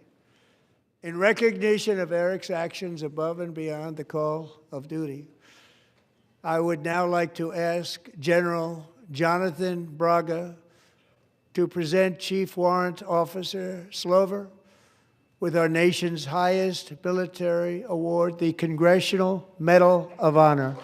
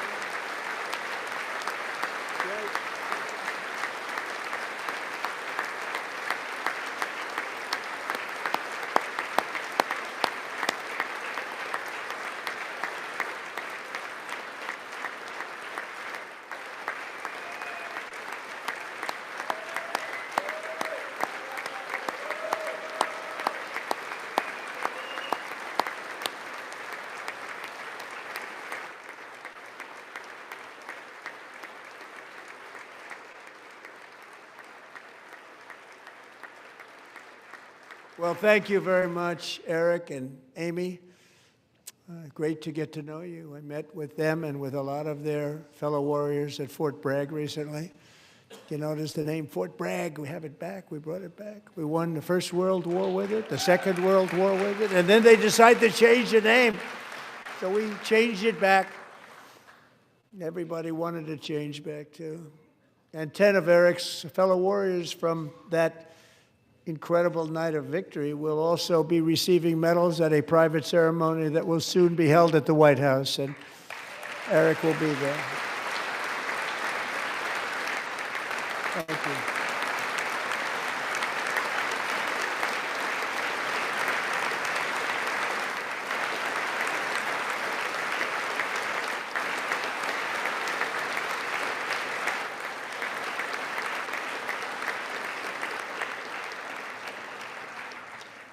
Thank you, Eric. That's a big one. Tonight we've celebrated many truly extraordinary American patriots, but there is one last living legend to honor before we go. He is one more heroic American aviator, Navy fighter pilot. Royce Williams served in World War II, Korea, Vietnam, flying more than 220 missions. In the skies over Korea in 1952, Royce was in the dogfight of a lifetime, legendary dogfight. Flying through blizzard conditions, his squadron was ambushed by 7 Soviet fighter planes.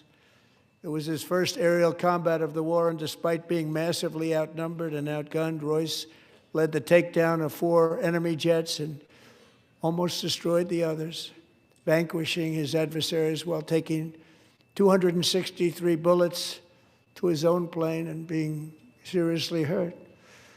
His story was secret for over 50 years. He didn't even want to tell his wife, but the legend grew and grew.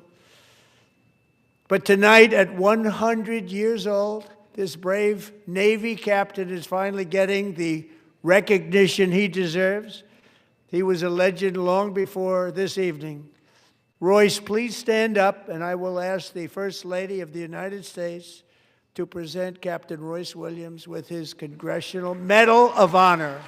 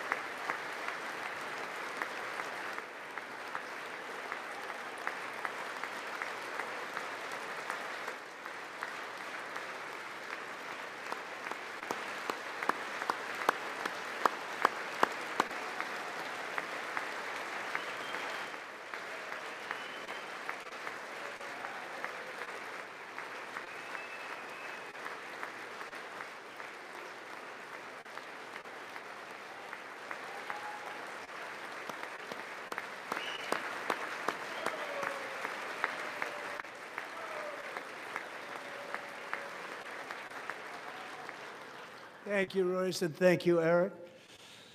I've always wanted the Congressional Medal of Honor, but I was informed I'm not allowed to give it to myself, and I wouldn't know why I'd be taking it, but if they ever open up that law, I will be there with you someday. But you know, that's our highest honor, Congressional Medal of Honor, and that's a big thing, and it's an honor to be in the same room with you. Thank you both very much, Eric. Thank you.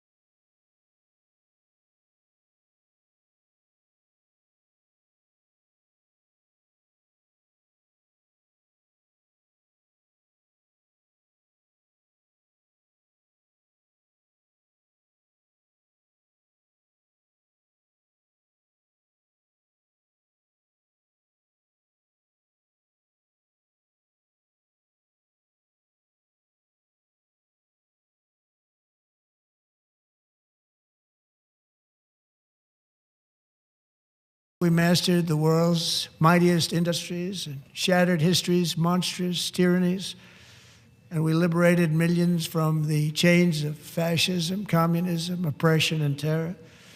Americans lifted humanity into the skies on the wings of aluminum and steel, and then we launched mankind into the stars on rockets powered by sheer American will and unyielding American pride. We wired the globe with our ingenuity. We captivated the planet with American culture. And now we are pioneering the next great American breakthroughs that will change the entire world. All of this and so much more is the enduring legacy, unmatched glory of the hardworking patriots who built and defended this country and who still carry the hopes and freedoms on all of humanity's backs. For years they were forgotten, betrayed, and cast aside. But that great betrayal is over, and they will never be forgotten again. Because when the world needs courage, daring, vision, and inspiration, it is still turning to America. And when God needs a nation to work his miracles, he knows exactly who to ask. There is no challenge Americans cannot overcome, no frontier too vast for us to conquer, no dream too bold for us to chase, no horizon too distant for us to claim. For our destiny is written by the hand of providence, and these first 250 years were just the beginning. From the rugged border towns of Texas to the heartland villages of Michigan, from the sun-kissed shores of Florida to the endless fields of the Dakotas, and from the historic streets of Philadelphia to right here in our nation's capital, Washington, D.C., the golden age of America is upon us. The revolution that began in 1776 has not ended. It still continues because the flame of liberty and independence still burns in the heart of every American patriot. And our future will be bigger, better, brighter, bolder, and more glorious than ever before. Thank you, God bless you, and God bless America.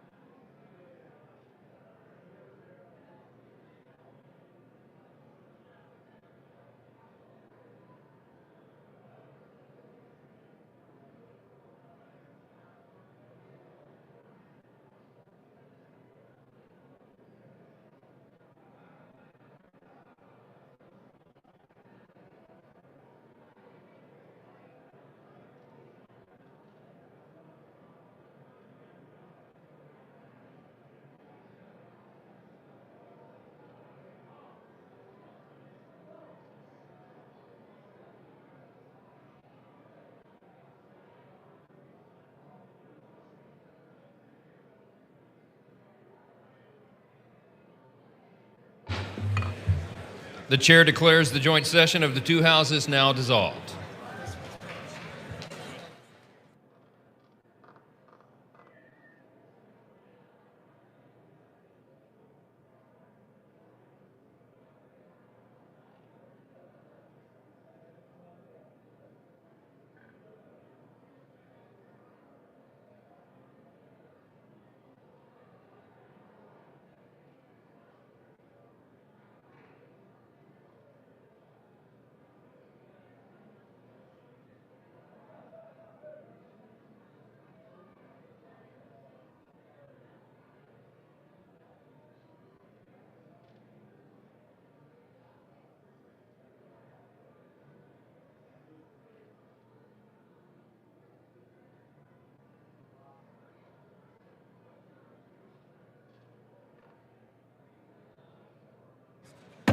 The House will come to order.